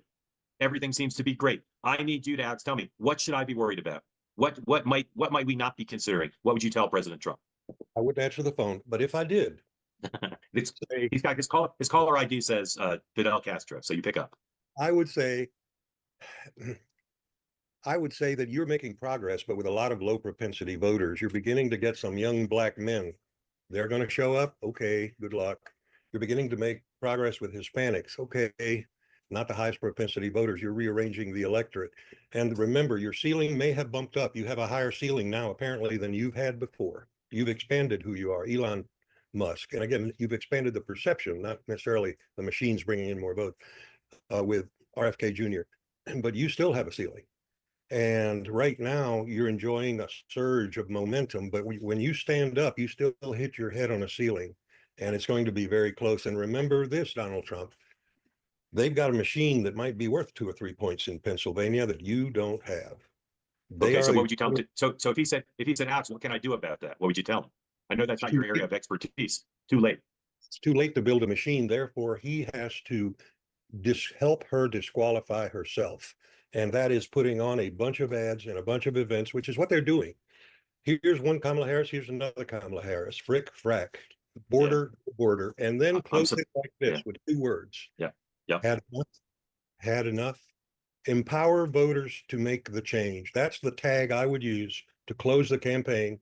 White letters on a blackboard after we see a bunch of Kamala, either flip-flopping or her vacuousness, her inability to complete a thought. And, you know, some of it ought to be on foreign policy because the world is on fire, but some of it is a crisis at home. It doesn't matter where that is. And then right after the had enough, a nice quiet board that says Trump Vance, because I don't want to focus the choice, voters' choice on them. I want to make it about had enough about her. Right. So you put the I'm Donald Trump and I approve this message at the top of the ad to avoid it ruining your ending. I would say at the end, just put up a nice board. Yeah, the less of them, the better. Yeah. I'll point out that the guy who's made millions of dollars making and selling ads suggests it's too late to put money in the field, make more ads. Sorry, yes, that's true. I'm going to read. It's important to a very significant portion of women, not all women, obviously. When it comes to Title IX, that polls extremely well with the suburban mom vote, the soccer mom vote that Alex coined the term for decades ago, but now we prefer suburban moms over soccer moms. That's because I fit that demographic. It polls extremely well in the sense that women are very worried and concerned about their daughters and playing in sports. I think Democrats really got out over their skis thinking that, you know, that this huge culture war issue would be a big winner for them and that all people sort of feel the way people in Los Angeles and Manhattan do, and it's just not the case. A lot of people will do it quietly, or they don't want to talk about it in public, but they will vote very differently. In my state, Glenn Youngkin ran on it, Governor Glenn Youngkin, and won handily. Okay, let's get a little bit more from a different Mark Halperin show this past week. Get me the way. John Spicer. Right, so I say that because she's got to figure out it's a weird role for her to navigate at this stage. She needs to overcompensate and do things even though she really doesn't have a role because it's more about appearance and perception. And look, Florida is also going to be hard because DeSantis is hyper political. I mean, you can see this going sideways very quickly. Yeah. So the Trump campaign has tried to define Kamala Harris as weak, failed, dangerously liberal. And I think the real danger for her right now, because of what's happening in North Carolina and Georgia, is I think most of us thought the focus would be on dangerously liberal. But this threatens to put in sharp relief weak and failed and tying her to the Biden record, right? This can't, whether they started this before the storms or not, I'm still trying to piece together, but tying her to the Biden record with the reality that both storms are so immense, and we'll hope for minimal damage, obviously, for the new one, but they're so immense that the best FEMA in the world couldn't satisfy the people on the ground. And while the national media has downplayed that, the social media, egged on by Donald Trump and his allies, saying it's a failed effort. That's politics. The disinformation and lies is unfortunate, but I don't know that people could expect anything different from any campaign at this phase. I really think she's in danger of trying to figure out how to not look weak and failed in reaction to these storms. It's just a reality of the situation. She's doing all this media. She did 60 Minutes last night. She's just trying to get through these interviews, right? She wasn't trying to, there's no soundbite. There's no offensive soundbite. It's just don't screw up. And Whitaker was very firm in asking with a great tone. I thought he did a fantastic job of asking good questions and follow-ups. And her answers, if you're a Harris fan, you could say her answers were fine. But most people I know thought her answers were, she didn't have a Lester Holt moment, but they didn't produce anything positive. The coverage of it is minimal. And I don't know how big the audience was. So today she's got 3 big audiences. And so, Sean, here's my question. How do you define success? If you're the Harris campaign and you want to make the case 60 Minutes was successful, successful is influencing people in Green Bay. We can't measure. We can't know how undecided voters in Green Bay experienced it. So how do you know if that was a success? And how will she know if The View and Howard and Colbert are successes? Well, so I think there's a different metric. So first of all, I just want to say this from a guy who pretty much has nothing positive to say about legacy media. I thought Bill Whitaker did a phenomenal job last night. I've seen him in a lot of interviews, and so credit where credit is due. He man, that guy came with his A game. He asked I thought the questions were good. They backed up. I mean, like, anyway, just if you haven't seen it, he should. You do a really great job of discerning what a good question is and how to get someone to respond. And last night, I thought he did that. I agree. Secondly, I think you're right. I felt like even the most basic answers, she kind of was pivoting all over the place. Same thing with Tim Walz, by the way. Nothing good out of that. There's a difference with the podcasts and the shows. The metric of success, like, so for Howard Stern and The View, like, you're catering your own audience where you're trying to get across the personal side of yourself, that you're a fun person, you go outside and have time with your family, you reassure them in the personal qualities that people want to see, that whole existential question of who would you like to have a beer with. So I think the metric of success for an interview like that is a little different from a success of a 60 Minutes interview, which you touched on a few weeks ago, which is when you wake up, are there headlines either promoting what you said, saying Harris outlines economic policy, Harris outlines this, or Harris eviscerates Donald Trump. You got neither of those from 60 Minutes. So that to me was not a success.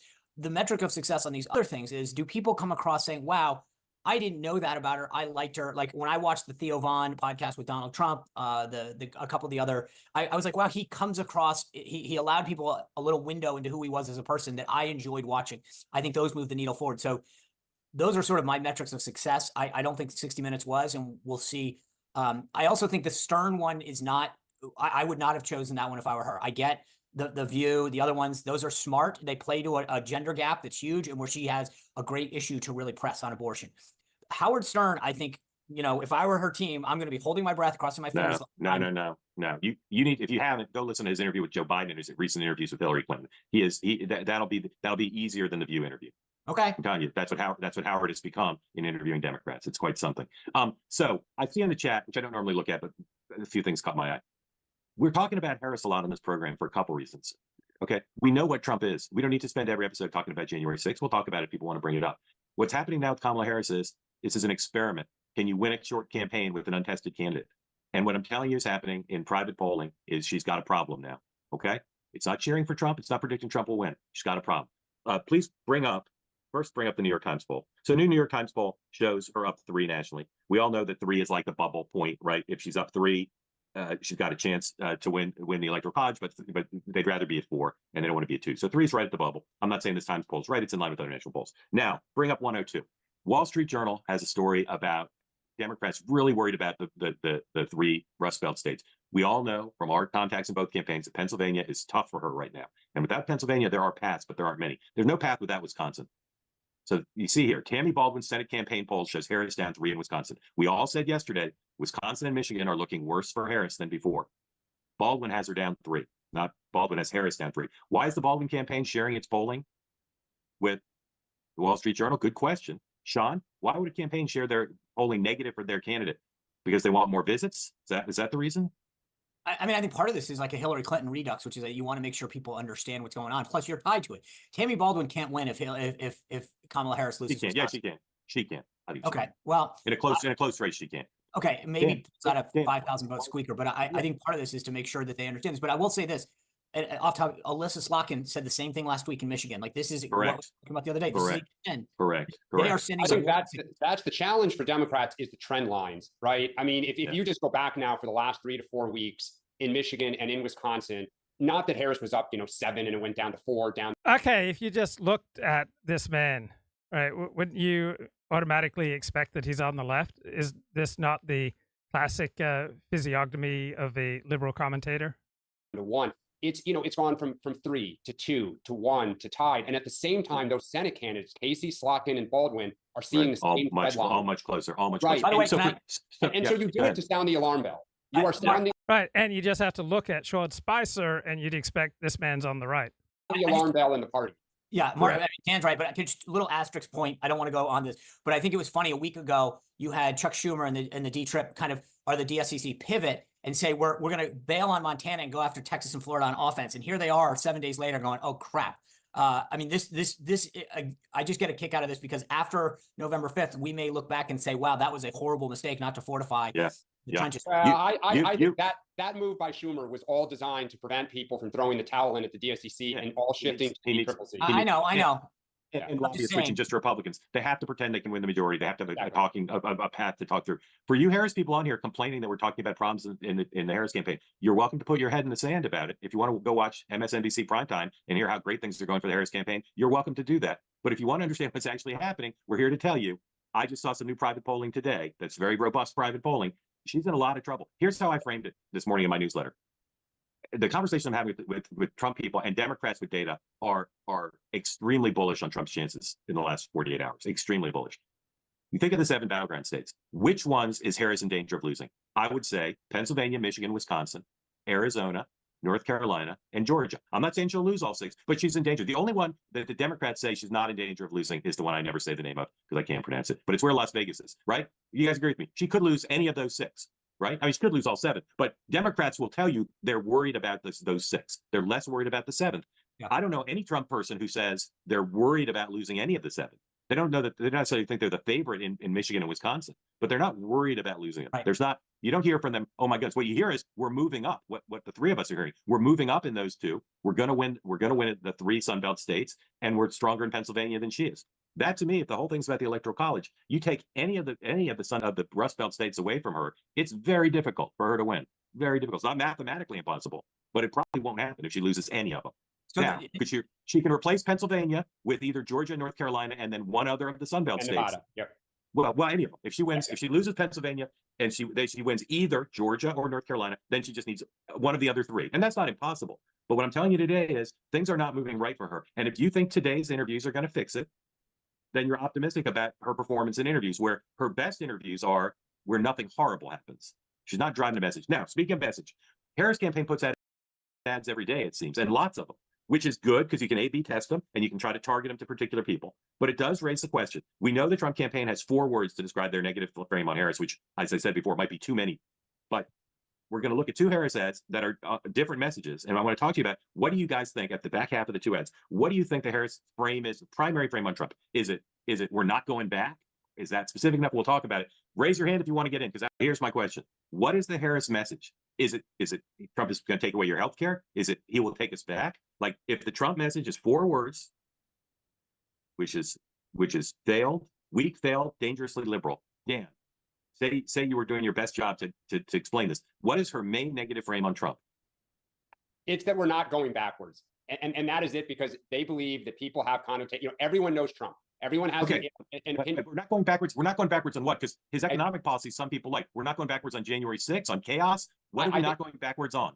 I think, Mark, say what you say, either or both. What are they trying to convey, or what should they convey? What aren't we going back to? Chaos? Well, those are 2, right. And that is the challenge you just hit, which is that to the voters who are undecided, they liked the Trump economy. They felt he kept us safe. So when she keeps saying we're not going backwards, I'm not sure exactly who they're trying to persuade. Now they're introducing healthcare. That is an interesting thing, because it's not resonating as the top of mind for voters. I don't think people view their healthcare as under threat right now, right? So it may be that Trump, who did try to take it away the first time and was not successful, and now is claiming like nothing to see here. But I'm not sure necessarily what that, who they're trying to motivate with that message. But that is it, Mark. Backwards is just, you have a negative image of Trump. And Democrats for 4 years have said to themselves, 50.1% will never vote for this guy again. Biden believed it, and it appears that's what Harris is riding down the home stretch. And let me just make one point. When the Biden people said at 21, we pray Trump runs, we pray Trump is a nominee, because no one who voted for Biden in 20 is going to vote for Trump in 24. I said, really, no one? And it was like, find me one. And now you can walk out your door in any city in America and find people who voted for Biden in 20 who are going to vote for Trump. So 100%, so not that these ads whiff and that she is struggling. But for all the people who say, like, David Axelrod came out, James Carville has come out, Gretchen Whitmer has come out. Like, there are more and more Democrats saying something needs to change. And Bill Clinton and Barack Obama were very, very aggressive when they had a negative to jump on it and confront it. And I think what's maddening to a lot of Democrats is they see the problems, and the Harris campaign waves them off and just says, we're going straight forward.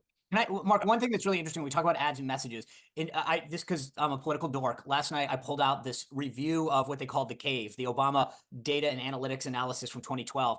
And I was reading through it because we had studied it very, very closely about how well they really used data and analytics in the 12 Obama race to really fine tune the message, to tweak things. I mean, it was literally a college course in the making of how well to do things, right? And I feel like, and part of the end of the presentation was, okay, what is the next evolution? Because too many times Republicans are fighting the last battle. And I think about it in the context now, 2024, over 10 years later, and the Harris campaign has moved backwards. Like, this should have been a data-driven, like, this is moving the needle with these people because of this. And I'm surprised at how well Obama had done with the use of data and analytics in 12, that we've 12 years later not gotten to the point where they could literally tell you this ad plays with these people and moves this demographic in this way. It just, well, just to be, I hear what you're saying, but just to be fair, that they're doing more of that than you see, because this campaign, like the Biden campaign, they don't leak. You don't have their data analytics people out there doing interviews about how brilliant they are. They're just quietly doing the work, but they also haven't figured it out yet because they're running 17 different messages. But they're trying.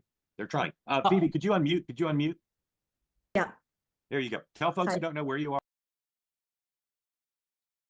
Okay, let me get a little bit more analysis here.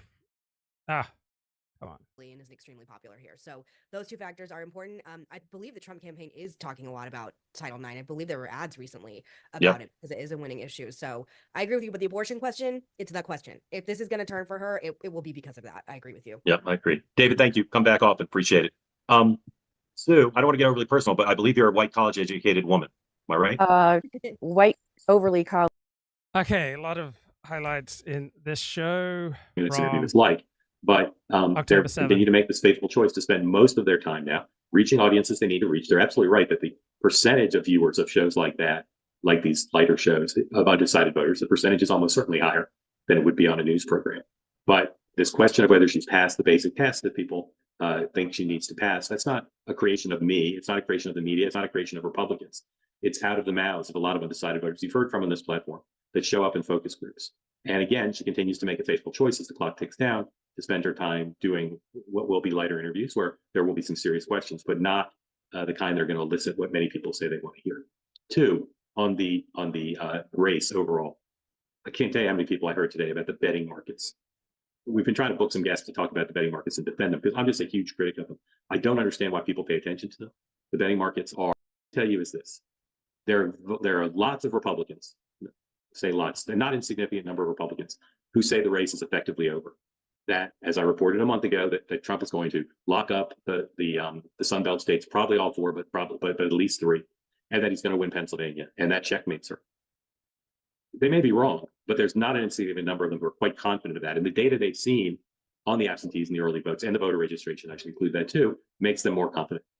I don't know a single Democrat who thinks that nationally about the Electoral College. I know some who think about individual battleground states, but I haven't talked to, and I'm sure they exist, but I haven't talked to them yet. Democrats who are equally confident. That doesn't mean Harris is going to lose, but it is an asymmetry in my reporting that comes from a variety of people connected to the campaigns and not connected to the campaigns. I don't know where that means we're headed. I do know, again, that we've had very much polling in the last week, and what we've had has not been that good. It's not been either robust or very informative. And I continue to urge everybody, you see a 400-person poll and the likely voter screen doesn't seem clear, shouldn't let it affect your day. We're looking for big, robust polls by pollsters who know what they're doing. The New York Times teased this morning that they're about to publish their poll that's going to have data on a few states and nationally and a focus on Hispanic and Black voters. There's no doubt that Kamala Harris continues to have a problem with young Black and Hispanic men as compared to Joe Biden. Could she win if her numbers are worse than Biden there? Sure, she makes it up elsewhere, including with women. But it remains the case that both these candidates have ceilings of something below where they would need to be confident of the victory. And what the Republicans are now saying is, on the trajectory she's on, Harris's ceiling is lower than Trump's. Again, they may be wrong, but that's where they have confidence. And that's why they're somewhat confused by her doing what she's doing. They don't think that's going to expand where she is. All right. I suspect what the Biden team was thinking was they were trying to put in public pressure on Netanyahu on that side. I mean, they know that they can't really pressure Hamas publicly because Hamas will do whatever it wants to do. But I think the idea probably was to build this kind of momentum and box the Israeli government into a ceasefire. They said, oh, it's almost done there. You don't want to be seen to be backing out of it because then international opinion will certainly blame you for no ceasefire. I think where they, if you could call it a miscalculation, is that I don't think Netanyahu really cares about that. He's going to do what he wants to do, and he doesn't particularly do what Biden says. So I don't know that I'd call it a mistake, but I don't really know how else Biden could have played it either. He has to be showing the American people and the world that he's trying. And if he stayed silent for a year and didn't announce it, I wonder if he'd get even stronger calls about what. Keep talking. I was going to say that this makes Trump the only person on the planet to have touched the glowing orb in Saudi Arabia and the tomb of the Lubavitcher Rebbe. So he either now has been invested with untold magical powers that we do not understand, or something terrible is going to, or he has overexposed himself to the mysteries of the universe, and will not survive these dual encounters with the holiness of Judaism and Islam at once. We still have no idea what that golden orb in Saudi Arabia was. Meanwhile, of course, 5 hours later, Kamala Harris plants a pomegranate tree on the grounds of the Naval Observatory, where the vice president's house is, claiming that the pomegranate is a symbol of hope and righteousness in Judaism. It's not exactly what a pomegranate is. The pomegranate is considered notable because there is a myth that the pomegranate contains 613 seeds, which corresponds to the number of laws that Jews are supposed to obey, as laid out in the 5 books of Moses. Other thing, sounded like she was reading it phonetically, like she doesn't speak English natively. And you know how sometimes actresses in the 40s and 50s movies who were imported from Europe would have to recite American dialogue, and you would hear that they sort of learned it the way I speak Hebrew, for example, phonetically. So I think that sort of undercut whatever power her speech may have had. I think, just by the way, and finally, to answer what you two guys are saying, which is so interesting, I think basically what's happened over the last month is that Israel, having spent a year trying to, or most of a year, trying to figure out how to satisfy America's very inconstant back and forth advice, our domestic political problems, wanting to remain close to Biden, wanting not to push too many buttons and all of that. Around about July, basically Bibi Netanyahu and himself and then his cabinet, even though they're incredibly delicate about it, basically decided that they had to go forward with a plan of their own to complete the war in Gaza, and then found, for complex reasons, that the war against Hezbollah in the north had to start because their intelligence capabilities were about to be exposed. So they needed to use them or lose them. And so this probably started a little earlier than we expected. But we have here is an incapacitated president whose advice is not very helpful, and a candidate for president in the Democratic Party who wants to say as little as possible and not offend anybody on any side. And the Israelis simply have to go forward on their own path, because there is no path for them to follow. America is charting no path. America has no path. America has no advice. America has no policy. Its policy is a two-state solution, which is like my saying that, my policy is that I should lose 100 pounds by tomorrow morning. So that some of you people know I've been covering the protests pretty religiously since 2019, including deeply in Portland, Oregon. Attended them for months and months. And at that time, they're young people and they're full of passion. And, it was kind of interesting to me. Like, why are they doing this? How are they going about it? Yes, it's very violent, but also one-on-one is kind of interesting. I was at the DNC recently reporting for Reason, and there really seemed to be a lassitude. There seemed to be this sort of protester fatigue because, the rage calories they need, whether it's going to be from George Floyd or Roe v. Wade or now, Palestine and Israel, it's just like they've been doing it for 10 months.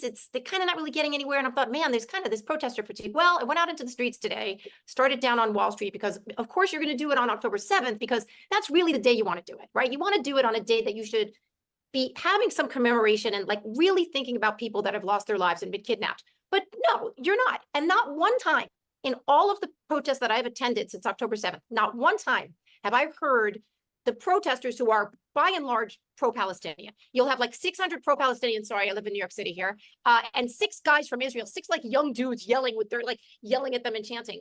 Not once have I heard about the massacre on October 7th in Israel and the kidnaps. Not once. Because if you allow that information in, it's going to really mess with your agenda here. So today we had, it was very loud. They have a couple of new things that they're doing. They laid out a flag that was probably about 80 feet long by the stock exchange, and they prayed at a certain point. They chanted, Israel kills, USA this, how many people did you kill today? About 75 times till everybody was in a trance. You had the usual people. You had the girl with the little squeezy piggy in the cop's face, kill yourself. And I got to tell you, I really love human beings, and I love to write these stories. But man, these people have got to get some new lines, because it has become they are so incurious and able to talk to you. They are just full of the same sloganeering And they're not really getting anywhere, except, of course, they moved uptown and they start hitting old men in the head. Because as a group, they're like all full of piss and vinegar. One-on-one, they might be interesting and nice. But I have to tell you, it was a bit enraging today. And I try not to get that way because it's my job to really report and bring it to you. But I've seen it for too long now. And I don't see where their mission here, where is it getting the cause? How is it bringing peace to the Middle East? I really think this has become masturbatory in a sense. It's so that they can feel something. But I don't think politically what they're doing is getting anybody anywhere. Were there hundreds, thousands? There scores? were, when I started out there, it was really weird because when I got there, there was like nobody but cops. So I have to say, the cops have really learned how to do this now. Like in Portland, it was a wreck. Now it's like, they got 600 officers in place. They kind of just chill until something happens. There were about 600 pro-Palestinian activists there. They know how to dress. They know what to say. They're not going to talk to you. I had to talk to the one person, the one spokesperson, blah, blah, blah, the usual. I saw truly about 10 pro-Israel protesters, including one dude with a little tiny flag. And of course, they're just swarming him and screaming at him. I've got video cursing in his face, trying to cover him up. And I said to the guy who's wearing little glasses in the shape of hearts that's covering him up, I'm like, why don't you want to let him speak? Wouldn't even talk to me. They can't talk to you. And were they literally hitting people in the head? Well, they did uptown. Yeah, there's a video up now of a guy who was wearing I reported from Israel in January. I went to the Hostage and Family Center and they have to like bring them home now sweatshirts. And he was wearing one and they were just hitting at him and some girl smacked him with a tambourine and he was bleeding and they were pushing him around. Yeah, because as a group, they've got all this like energy and they're so angry. But again, one-on-one, they're mostly kids. But you get them in a group, it can get pretty hairy. It's still going on because they were marching uptown. I think they were going to end at Columbus Circle. And of course, late night is when you get the yahoos. So can we just pull back for a second and say, why are they doing this today? You know what happened today a year ago? Yeah. 1,200 Jews and Thai workers were murdered. 250 were taken hostage and 3,500 people were injured as a result of an unwarranted and unprovoked invasion of Israeli territory. And a year later, the days, many of whom are, I believe, paid agents of the Iranian regime. And I say that advisedly because we are told by Merrick Garland and the director of the FBI that there is direct Iranian contact between the protest movement in the United States and the Iranian regime. And the protest movement is bizarrely well-funded. For example, in the spring, suddenly every group on campus across the country had hundreds and hundreds of Coleman tents that cost $200 in their hands in a day. It's the same everywhere. Yeah. 50, 60. And Coulter has a terrific column here. Why Kamala Harris's laugh is so annoying. Could someone teach Kamala to laugh only when something is funny? It's not the sound of Kamala Harris's laugh that is so irritating, although to be fair, it is. It's that she laughs when nothing remotely funny has been said. The blandest statements, usually her own, prompt her to explode into gales of laughter, doubling over, wide mouth, nose crinkled, her entire body shaking, often accompanied by hand clapping and foot stomping. Harris does it to punctuate a sentence. Can we hear it for Tim Walz? Hey, Nevada. Statements like, it's good to be back and isn't Tim Walz fantastic aren't bad jokes. They're not jokes at all. They're not even passingly amusing remarks. In January 2019, as Kamala Harris was entering her third year as a U.S. Senator, MSNBC's Jonathan Capehart asked her the most cliched question of all. Did she plan to run for president? A stupid and pointless question under any circumstances, especially when addressed to a woman of color in the Democratic Party. For the next 15 seconds, an eternity at a spoken event, Harris couldn't stop laughing energetically. I mean, what's hilarious about asking a U.S. Senator if she's planning on running for president? By forcing her audience to laugh with her, Harris makes them all like nitwits. It's a natural instinct to join someone laughing at his own joke out of politeness, but what if it's not funny? If you don't laugh, you're rude, but if you laugh, you're an idiot. You can see how a person of normal intelligence reacts to Harris's personal laugh track in the video of her monologue on wokeness at a 2017 conference where she was interviewed by Kara Swisher. And where's the video here? But you probably have seen it. Here we go. And, we have to stay woke. Like, everybody needs to be woke. And you can talk about if you're the wokest or woker, but just stay more woke than less woke. Yeah, so Kamala Harris just laughs at the weirdest opportunities. There's just nothing remotely funny going on. That's why her laugh is so disturbing. And that's why it gets mocked. What if animals laugh by Kamala Harris? The cackle of Kamala Harris is one of nature's most unique sounds, with no other creature in the animal kingdom that makes a noise quite like it. Have you ever wondered what it would sound like if other animals emitted such a laugh?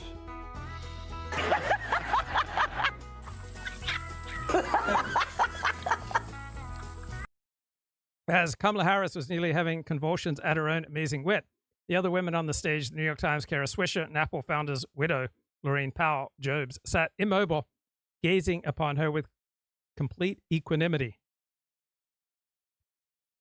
At a 2022 press conference with a Polish president, a reporter asked if the U.S. was willing to take more Ukrainian refugees, whether the Polish president had requested that they do so. Do you have any plans to visit the border?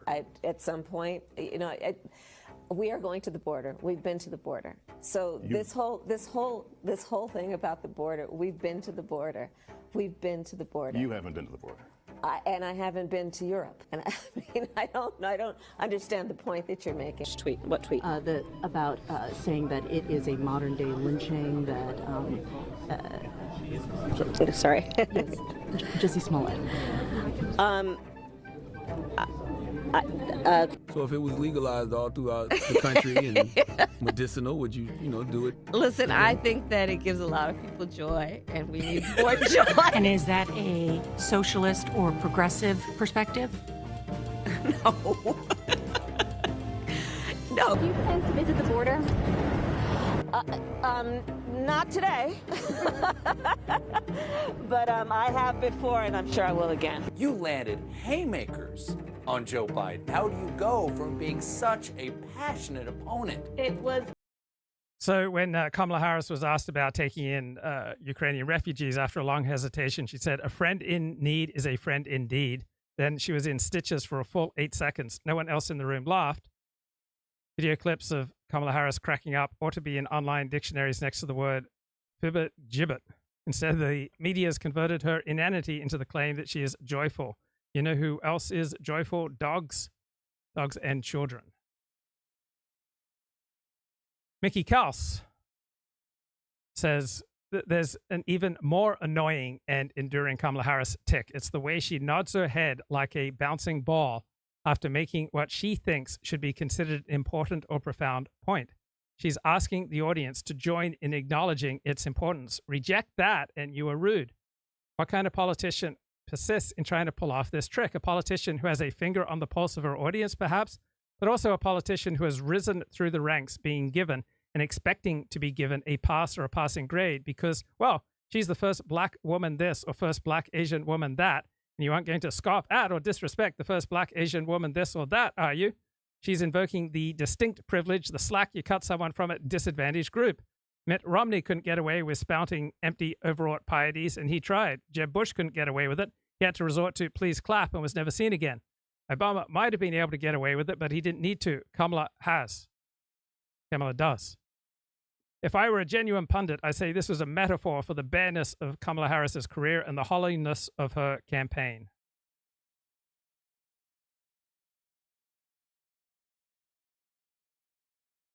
All right, here's a brief bit from Dan Senor, and I think it's an illustration of the pragmatic nature of Judaism and Jewish law. And so I thought, I just went to bed expecting that. I woke up the next morning, and then I started to see, when I woke up the next morning, which by that time was early afternoon Israel time, and I started on Saturday morning, I looked again, and then it looked much worse than I had thought. It felt like war. Again, but the wars I was used to, that I was accustomed to post 2014 were short wars. My wife woke up shortly after, and I said, Israel's a war. And again, I thought it was true that Israel was at war, but I had no sense for the scale of it. And I'm watching more and more news come out, and instinctively, I didn't intellectualize this, but two of my sisters and my mother all live in Israel, and my sister who lives in Jerusalem is very observant, modern Orthodox Jew. She and I, for as long as we've lived in separate homes, I don't think we've ever communicated on the phone on a Shabbat or on a Jewish holiday, ever. I mean, really, I was thinking about this after. I don't think we've ever, I just don't think to call her. She obviously wouldn't call me. And again, there's never been a reason for us to communicate on a telephone on a holiday or on a Shabbat. And I just called her. And it was Saturday morning, my time. It was early afternoon, her time. And she answered the phone. Now, when she answered the phone, that said everything. I knew that she answering the phone, there was something big happening, or she wouldn't answer the phone. And she proceeded to tell me what she knew what was going on. And she told me that she was at synagogue that morning. Keep in mind, it was Shabbat and it was Simchat Torah. And she told me that in the middle of the service, the sirens were going off, and those leading the service made the decision to end the service, which is just unheard of all places, especially in the Jewish state. They ended the service early, and they were all going to scatter to their safe rooms or bomb shelters. But before they did that, they decided to say the blessing for the state of Israel and a blessing for the IDF soldiers, because they knew at that point something big was happening. Then they scattered, and she was running home. And she told me on her way home, she saw in Jerusalem, she lives in the Baca area, which is a pretty on the more religious end of the spectrum, not ultra-Orthodox by any stretch, but it's more religious. So when you're in the Baca neighborhood, you never see people. Much like I would never think to call my sister on the phone on a Saturday, you never see people in cars in Baca on a Saturday. And she said the image, as she was going back to her home, of men with yarmulkes driving their cars. And these were men who were reporting for reserve duty. They'd been called up. And that she said that was just so jarring. In all her years living in Jerusalem, she couldn't remember the last time she saw men with yarmulkes on a Saturday morning driving. So you add all that up, and this, I was 2 years old during the Yom Kippur War in 1973. I was a college student during the 1991 Gulf. Right. So all Jewish laws, but 3 can be as an emergency. If he reaches out too quickly. So this is Dr. Warren Farrell, used to be a feminist and has now become something of a mentor for many men. To a woman, he's a sexual harasser. If it's not quick enough, he's a wimp. Men are feeling like if DEI doesn't include him, all the things that I mentioned before, these all create anger in men, and nobody understands that anger is vulnerability's mask. And so the way anger is met is to be angry at people who are angry, as opposed to understand that they are vulnerable and to have empathy for the vulnerability beneath that anger, hidden by that anger. And so this, by not being expressed, is leaving so many men just with nobody seeing their vulnerability, angry. And the one person in the world who expresses anger really very well is President Trump, who is a potential leader. And so they're hearing his, he doesn't let anything stop him, and he's, and he's not caught up in DEI and feminism and creating councils for just women and girls and women. So he may not say much of anything about it, but he sure doesn't. He doesn't cater to women and to feminism in the same way that the Democratic Party is. So they're moving to the right because it's the only place that is expressing the anger in a way that they are identifying with, and also not sort of turning you into having to feel that the world is about women good, men bad. All the domestic violence that happens from men to women, even though it's about 50-50, but no feminist will tell you that. And so a lot is not clear for the men. They just know. It's almost more like, I can't stand that the Democratic Party is against me and all for women, as much as it is for an admiration for Trump, although there is a certain amount of admiration for him because he is so absolutely certain, or appears to be absolutely certain about what he says. And okay, tell me if I already played this segment. Pass the basic test that people think she needs to pass. That's not a creation of me. It's not a creation of the media. It's not a creation of Republicans. It's out of the mouths of a lot of undecided voters you've heard from on this platform that show up in focus groups. And again, she continues to make a faithful choice as the clock ticks down to spend her time doing what will be lighter interviews where there will be some serious questions, but not the kind that are going to elicit what many people say they want to hear. 2, on the... Okay, I think I did play that. The furthest thing that that Kamala Harris is capable of. She's doing the opposite. The next time I did an interview with the same person, he starts saying she's stupid. I didn't use the word stupid. It kind of is. But my point is, she tried to do the basement strategy. She tried to do the Joe Biden thing. Remember Joe Biden sitting in his basement in Wilmington, Delaware, never coming out, never giving a speech, etc. They tried to run that playbook. It wasn't working. The American people say, no, inflation is too high, too many wars, too many riots in 2020, too much going on, no job hiring. Say, we want to hear what you have to say. We're not buying into this basement strategy. We got fooled once, we're not getting fooled again. So then her handler said, all right, we better put it out on some interviews. They send her to all these really friendly venues, Howard Stern, 60 Minutes, The View, some podcast, Call Her Daddy, whatever. It's mostly about sex. But these are the friendliest interviews you're ever going to get, or she's ever going to get. And she blew it. She blew every single one. They use the phrase word salad. She says things, they're platitudes, they're cliches, they're repetitive, and you listen to her answer and you say, what did she say? Like, what was that? And you don't have the answer, and you realize it very quickly. That's what's happening. So to say we can't do the basement strategy, we put her out there, and they did put her out there. But when they did, the entire American public could see that she was, as I said, a dunce. I mean, just not smart.